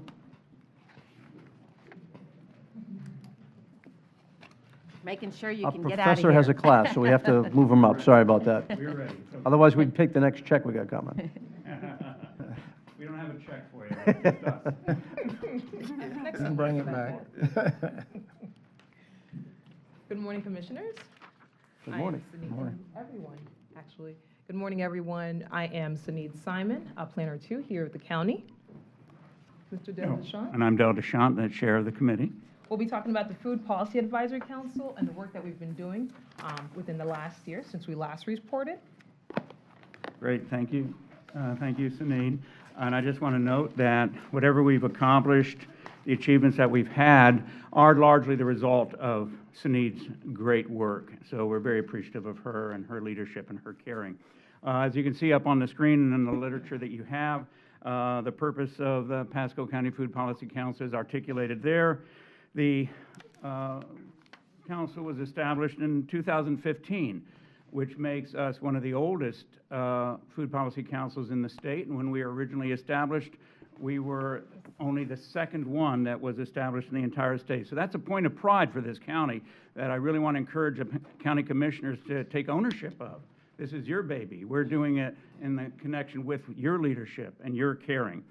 If you look at the screen, you'll see a number of words up there. Maybe you get a chance to read them, but I do want to call attention to 3 terms that are relevant to what we're going to say today.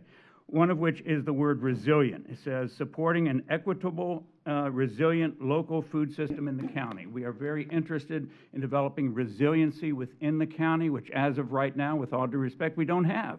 We also are working to cultivate a local food system, which again, with all due respect, is something that we don't have. The vast majority of the food that is consumed in Pasco County is imported. It's imported from other parts of the country, it's imported from other parts of the state, and imported from overseas. So to the degree that we can localize the system, we're all better off and we're stronger for it. And then finally, the last line, the very last line on this purpose sheet, you'll see is produced in the county. To the degree that we can begin to produce more of the food that we consume here in the county, the better off we are. I'm going to turn it back to Sunit now. And the way we do this is we do this through connecting our different organizations and groups that are here in our county.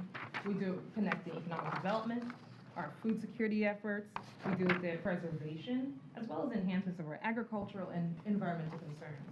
We work on supporting other groups and groups that are here in the county that are doing the work that they're doing for us every day, and find ways that we can bring that back here when we look at policies and we look at different issues. And we review legislation, different legislation that comes in from the state, on the federal level, as well as on a local level, the regulations that we hear on the local level. They'll talk about the last 2. Very good, thank you, Sunit. Yes, the last 2 items are quite critical to the work of the council and to the work of any food policy council.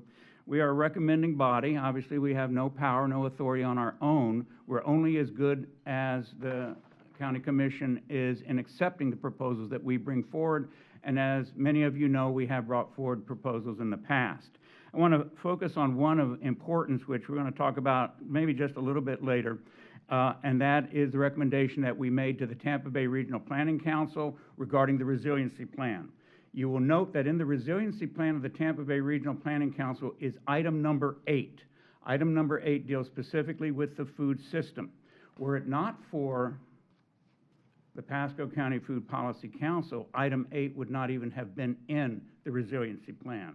We made a recommendation to the Board of County Commissions that they go to Tampa Bay Regional Planning Council and include item number 8, which they did, together with the support of the City of New Port Richey, which also backed up the county in that recommendation. So item number 8, when you see it, I think Sunita will show a slide on it. You might even have a copy of it. That was largely the result. That was largely the result of the work of this of the Food Policy Council, with the support of the Board of County Commissions. I really want to stress that. Without your support, it would not have moved forward. Once that got into the considerations of the Regional Planning Council, our Food Policy Council was invited to include further items to include in item number 8 to strengthen the local food system.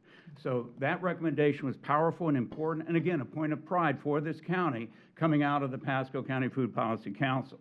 That item, that activity ties in directly with the idea of informing, educating, and communicating, and that's what we're doing here today, and that's what we're ready to do anytime, anywhere, with any group that wants us to come to speak to them. Sunit?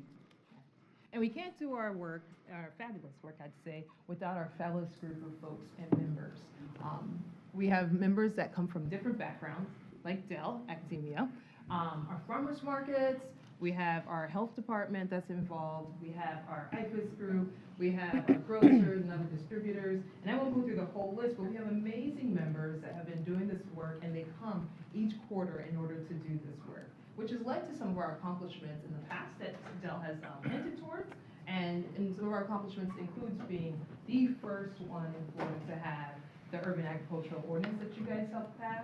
That was amazing work that we've done in the past, as well as our food systems assessment, that we were able to understand on a local level, where are we when we're coming to talking about how are we generating and what are we taking in for our families and security of food. And that was really seen to be very important during the pandemic, as we were trying to figure out how do we make sure people receive what they need in order to continue on through that pandemic that we had. So. And all of this is being done, of course, with, I believe, a budget of how much? 0. So this is really a volunteer organization, volunteer body, which I would just note would benefit from a little bit of county support in terms of funding to push forward with some of these powerful initiatives, which only makes the county look brighter, more powerful, and more brilliant to folks that may want to move here, as well as to the residents who are already here. We have up the last item on there was the Regional Resiliency Plan. I've talked about that a little bit further. I don't want to go into any more detail on it. You have the information on item number 8 up there. Sunita, I don't know if it's still up there for the folks that are watching. Goal number 8 in the Tampa Bay Regional Planning Council Resiliency Plan, again, is largely the result of the work of your Pasco County Food Policy Council and your support. So thank you for that. And again, to put a point on it again, what we're stressing through item number 8 in the resiliency plan, as well as our overall work, is the localization of the food system and the reduction of imported foods coming into Pasco County. To the degree that we can be successful at that, we will make a real difference in the Pasco County food system.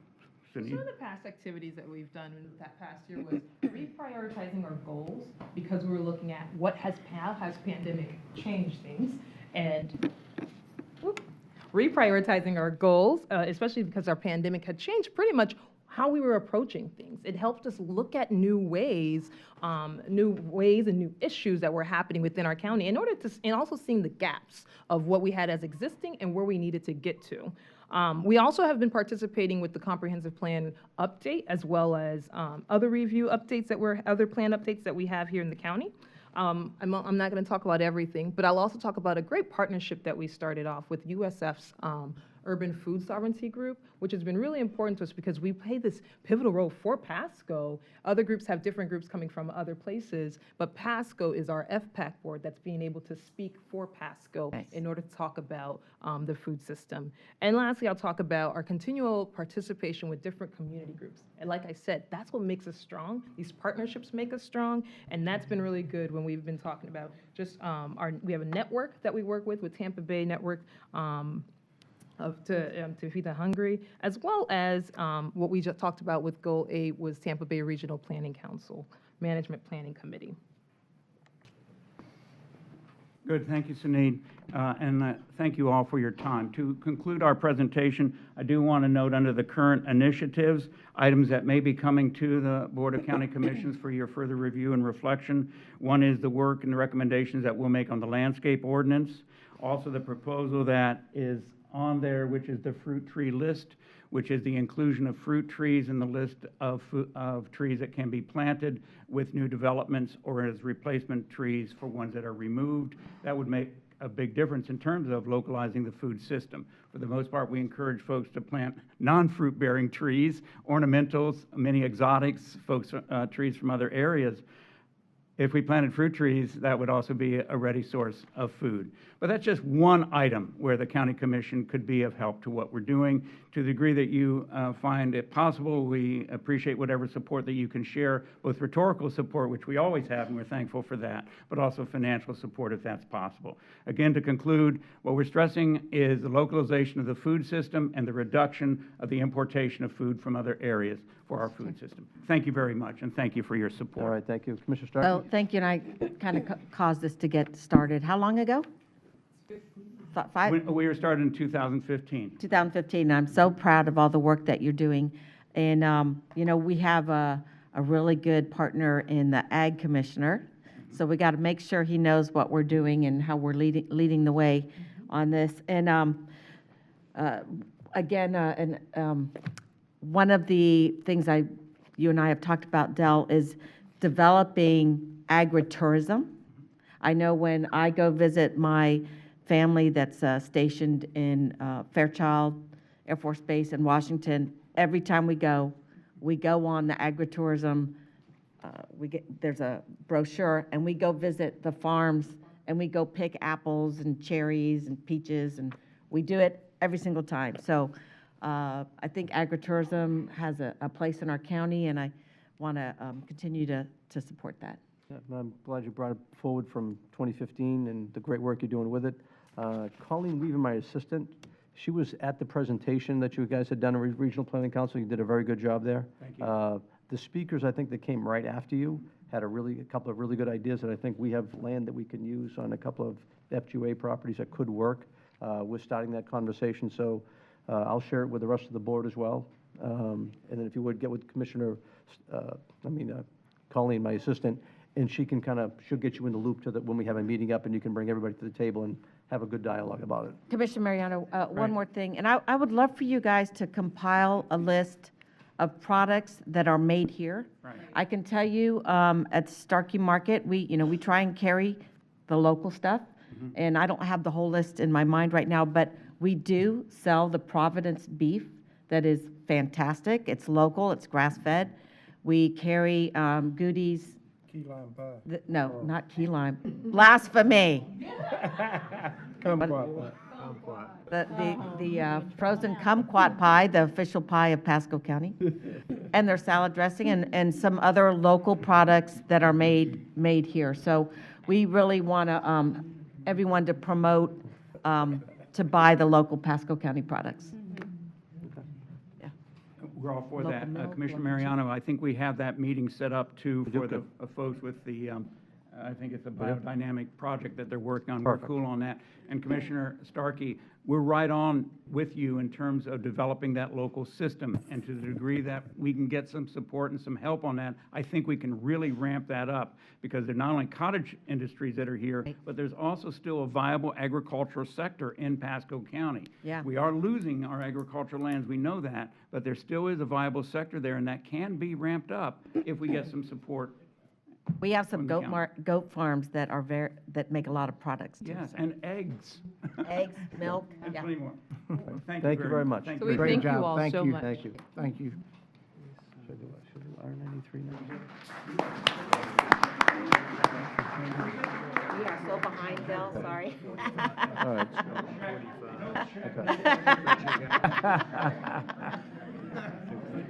All right, so, all right, I'm going to,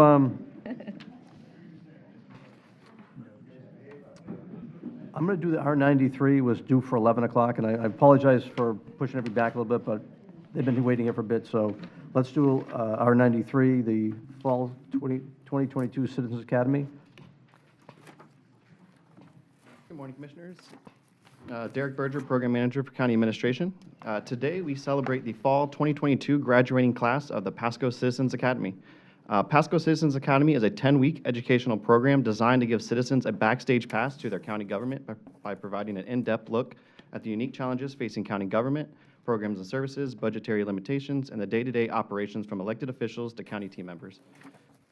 We have 18 graduates this time around, and so I will present the certificates of completion to those that are able to join us today.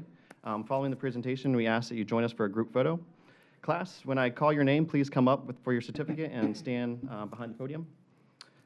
Megan Amir.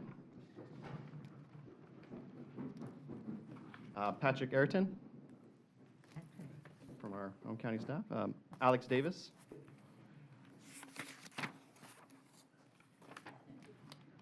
Tiffany Evans. Alyssa Goldbeck. Charles Hacker. Beverly Hand. Rich Henderson. Carolina Howard.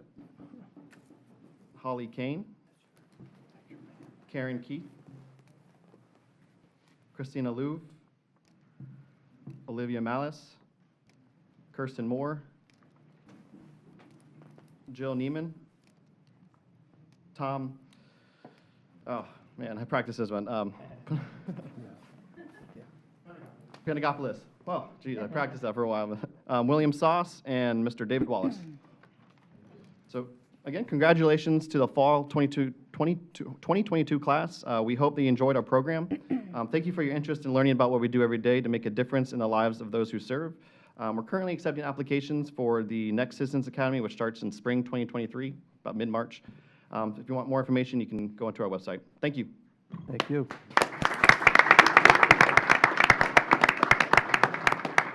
Congratulations, everybody, and Commissioner Starkey, this was your brainchild from years ago. It was a great idea, and it's great to see so many people that love this course.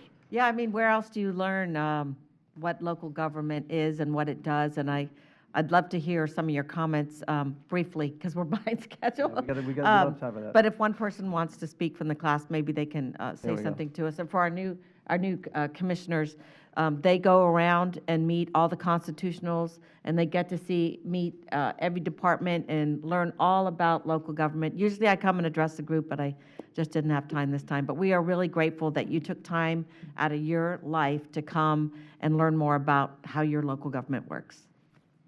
Commissioners, thank you very much for the opportunity. There's multiple stories that we have to tell you guys, but we want to thank you with the bottom of our heart. I'm a new transplant to Florida, so the way that it was governed in my previous home is a lot different than it's done here. So getting exposed to the way the county is operated is tremendous. One thing I have to tell you, though, you can tell a lot about an organization by the people who work in that organization. And the fact that you gave us access to the directors, the upper echelon, the leadership, was instrumental in educating us on what you guys do and how you operate. But the biggest thing that I took from this class is the quality of employees in the county. The inspiration that they have for doing their own jobs is tremendous.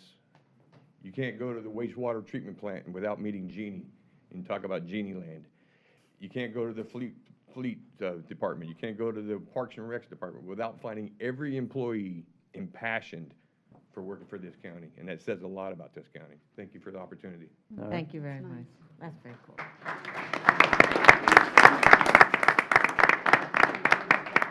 All right, so let's do a picture. Let me have everybody in front. We'll stay back here. You want to go down there? And y'all come down and tell your friends about this. We'd like to have this class be very full. Can we get a bus over to Zephyr Hills? We'll bring a bus load.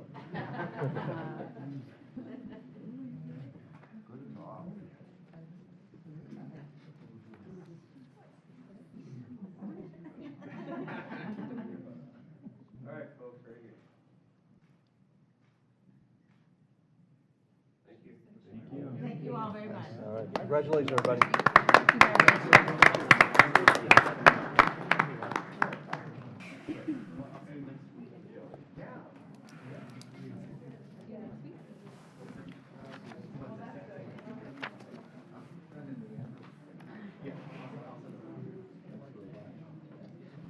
Okay, we're going to move to R94. This is an economic incentive agreement with Gary Plastics Packaging. David Engel, another fantastic company coming forward. We're delighted with the great work you're doing. Good morning, Mr. Chairman and Board Commissioners. David Engel, Economic Growth Director. I am so pleased to be here today to introduce a significant target industry to Pasco County, which is a very large employment generator. The property is located near Softwinds Lane and Shady Hills Lane, a road. This is going to be a very important target industry cluster in the years to come, and very near years, not out years. The property is located in the Harrod Properties venture. It's called the North Pasco Corporate Center. It consists of 2 buildings, each building approximately 440,000 square feet. One of the buildings, according to the developer's website, has been completely leased, and the Gary Plastics Packaging project will be in the open building that's available. The property's been cleared and under mass grading right now, and construction is imminent. This is a Pasco Economic Development Council initiated project. The Gary Plastics Packaging Company will occupy 279,000 square feet of industrial space in the industrial spec building. The company is projected that over the 3 years that it builds, does the interior fit up and the hiring, it will invest $66.4 million into the property. 555 full-time jobs will be created at the end of 3 years, and we have a job creation incentive for 184 full-time jobs, which is the initial hiring. The annual contribution to our gross county product is $106 million.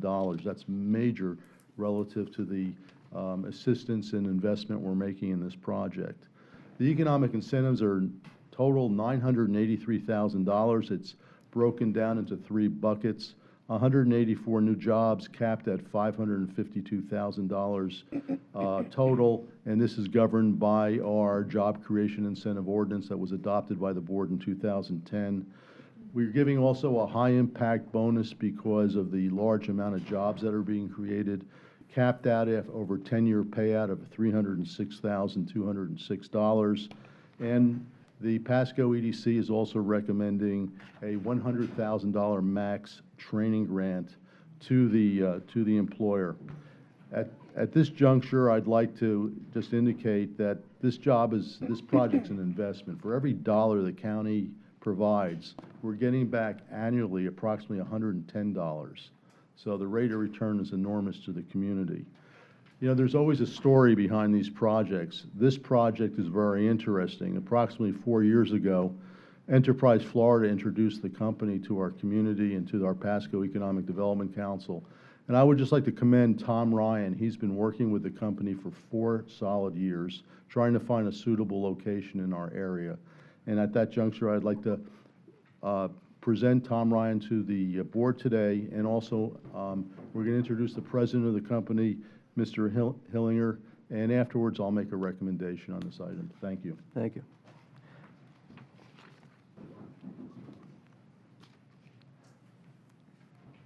I think it's still good morning. Still there. Mariano, fellow commissioners. Today, it's my honor and pleasure to announce that Gary Plastics Packaging and President Richard Hellinger has made a decision that Pasco County can be their new home.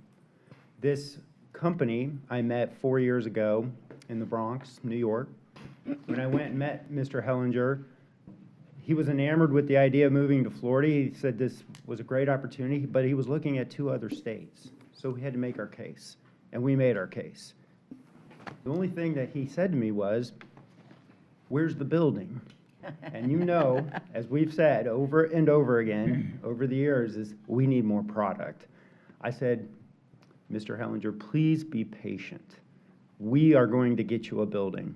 So we assembled a great team. We have great partners. A local Pasco resident, Rick Narkowitz, who's a broker at Newmark, was working with Richard to find a building. We still didn't have one after 2.5 years, all the way through COVID. And so a great partner of Pasco County, Herod Properties, said, "We'll build the building." And that is important because we brought many projects to Astoria with the help of Herod Properties. And so they reinvested back into Pasco County. So we are going to win a major manufacturing project that has 555 total jobs. Almost 100% of their products, of Gary Plastics, will be leaving Pasco County. We are exporting our product to the rest of the world. He exports also to Europe and Canada. And with that said, it is my great honor to introduce to you the president of Gary Plastics, Mr. Richard Hellinger. Thank you. Good morning. Good morning. Morning. Well, thank you for getting me to this position, and thank you to the Economic Development Group of Pasco County. I'm super excited about this opportunity to expand my operation into Pasco County from New York. It's been a long journey, but you know, the EDC has spoken so highly of the local community, and I've seen it today in today's meeting, and I'm excited that, you know, the jobs are here, and I can bring my product line down here, and along with the training programs that they spoke so highly of, either between the high schools and the colleges and the Skills program, there's great opportunity to bring my operation down here and have it succeed and grow over the next whole bunch of years. Well, we're delighted to have you. You know, Tom is a workhorse like crazy. He's done a great job for us for many, many years. David is a brilliant mind that just digs these projects up, and together they're a dynamo. We're delighted to have you coming down from New York. Plastics sounds very exciting. What type of plastics do you make? Well, the company was founded by my father in 1963 in plastic packaging, which is just clear hinged containers for the electronics industry, for the medical industry. And over the years, we've grown, and a vast majority of our product now, 85%, is in the promotional product space. So we make concentrate and drinkware, water bottles, reusable plastics, cups and so forth, printed with logos for corporate giveaways and so forth. Do you do like recycled materials? Yes, absolutely. 30% of our material that we use is recycled, both in post-industrial and post-consumer. So we'll go out and we'll buy PET that was previously Coca-Cola bottles and so forth, and reuse it and make water bottles for other people that are reusable. So I would love to have you maybe speak with Justin Russler, our team out there with the recycles. We can work to give you all our recycles, get something going there, maybe even regionally if you need even more than that to really cut your supply costs down and help us both out every step of the way. Absolutely. And if our people know that these recycled materials, it'll be them more likely to buy them as well as you're going to export them. I was just at a place where they actually had recycled materials from the area, and they would like put that in the finest hotels coming forward to say, here's what we're doing locally. So however we can partner, I'd love to meet with you. This is a fantastic project, fantastic location. I'm excited about you're coming forward. Absolutely. Commissioner Starkey. Well, I'm very excited as the co-founder of Skills that we will have opportunity to help you. We have worked with other plastic companies, so we have experience there. And we welcome you to the county, and we're very serious about our manufacturing community, and we will get you plugged in. So welcome. I appreciate it. Thank you. And if you like the water, We have great neighborhoods, Gulf Harbors, Bailey's Bluff. I heard maybe you like the water. I live in Gulf Harbor, so wonderful opportunity to have a boating lifestyle here in Pasco County. So welcome. Thank you, thank you. All right. Commissioner Bradford? Morning. Good morning. Maybe I missed it, but what's the foundation or the author of the name of your company? Well, Who's your company name? my father's name is Gary, and he founded the company, and he's just in plastic packaging, so very simple. It came up with Gary Plastic Packaging. Well, Gary Bradford thanks you. I know that's shameless, but I did it. Welcome to Pasco County. Commissioner Oakley? Is it your district? Yes, I certainly welcome you into Pasco County, and we look forward to having you and your employees work out of Pasco County. There's only one problem: you didn't come into my District 1, but we'll let it be, and we'll support you anyway. So, but we're great to have you in Pasco. We look for more and more business to come like yours, of different opportunities, and they're coming. So we continue to have a lot of growth ahead of us to do, and hopefully we'll get you working and that door open as soon as possible. I appreciate it. Thank you so Thank much. you. Commissioner Whalen? Well, you had 66 other options, and we appreciate you picking Pasco County. So welcome and appreciate your investment here. That's how many counties are in Florida? 67. 67. Yeah. And I'm delighted you're in my district, so. Thank you very much. Thank you. Just a slight housekeeping item, and this is a noted item. In the scanning of the executed agreement, page 10 and 11 stuck together. So page 11 wasn't loaded into Civic Clerk, but the executable agreements are accurate and all in order. And I'd like to make a recommendation of approval of this incentive package. Okay, thank you. I make that motion Second. Okay. with the revision. With the noted paperwork? Yeah. Okay. All in favor, say aye. Aye. Aye. Any opposed? Unanimously. Welcome. Thank you very much. Thank you.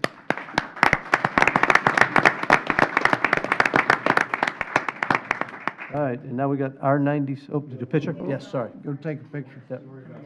Should we go ahead and do the consent agenda? Just We'll let those people go? we'll do the base consent, but we'll just take them both up real quick. Make them down. Yes. You go down. You move up.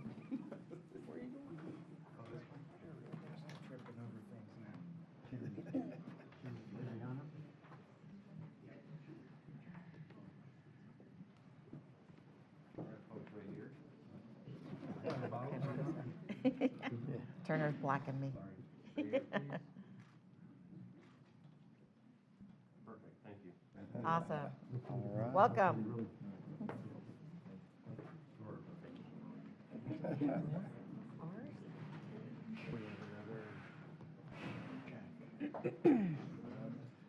Oh, okay. Yeah. R96. All right, do it fast. One more. Okay, we're going to do two items quickly. R96, everyone from Parks and Rec and the Hub-a-Ween, proceeds. Thank you all for your patience. Try to get you in as quick as we can, but it's been a busy morning. A lot of great stuff going on in this county.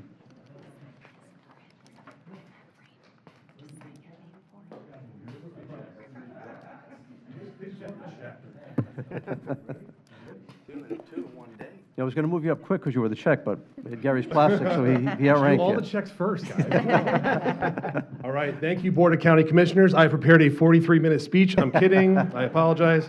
All right, so I am here today with Ron Smith. He is our acting president of Hub Life Charities, and I am so grateful for the Board of County Commissioners. I am grateful for Parks and Recreation. I am grateful for the collaboration between Pasco County and Hub Life Charities. Guys, we raised so much money, and we are proud to present a check to you today for $25,043.43. Thank you. Introduction, as he said, I am the president of Hub Life Charities. I've got our awesome board of directors as well Name as your name. volunteers behind me. My name is Ron Smith. And as he had mentioned, the funds donated are funds that are raised from our signature event that we do each year called Hub-a-Ween at Starkey Park. And historically, they've used the funds to go back to scholarships throughout the community for swim scholarships and other programs that they have, and we're excited to have it again and continue down that path. Well, we thank you very much. Greatly appreciated. I heard it was a big success. It was, and it's getting busier and busier each I think year. I almost hear it from my house stairs, Peter.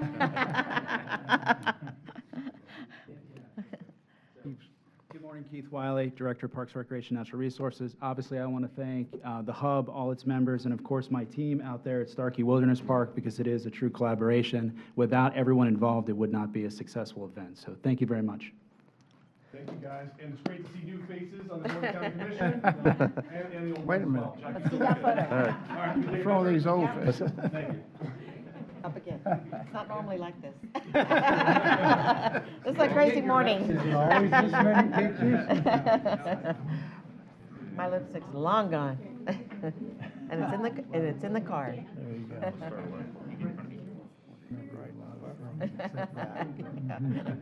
Okay, folks, phone first. Wait, what, you missed one. You missed one. That's all right. Okay, and then one more. All right. Great, thank you. Thank you, guys. All right, guys, thank you. Thank you. Thank you. That's what I said. Hey, thank you. Thank you very much.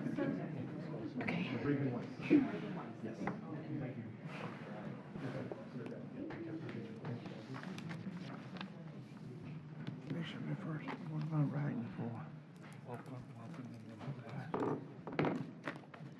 One more, Art? No, that's it. All right, so we're going to now do the consent agenda. We're not going to do all the withdrawals and the pulls as far as going through everything else, but we're going to Yeah. look at the consent agenda, and we're going to be pulling C-24, C-28, C-20 is withdrawn, C-29 is withdrawn, C-34 is pulled, C-43 is pulled, C-59 is pulled, C-61 is pulled, C-62 is pulled, C-69 is pulled, C-79 is pulled, and C-80 is pulled. So the remainder of the, Just clarification. Yes. You said, I think you meant C-28 is withdrawn, not C-20. yes, I'm sorry, C-28 is withdrawn and C-29 withdrawn. Move to approve the consent agenda? Second. All in favor, say aye. Aye. Aye. Any opposed? Okay.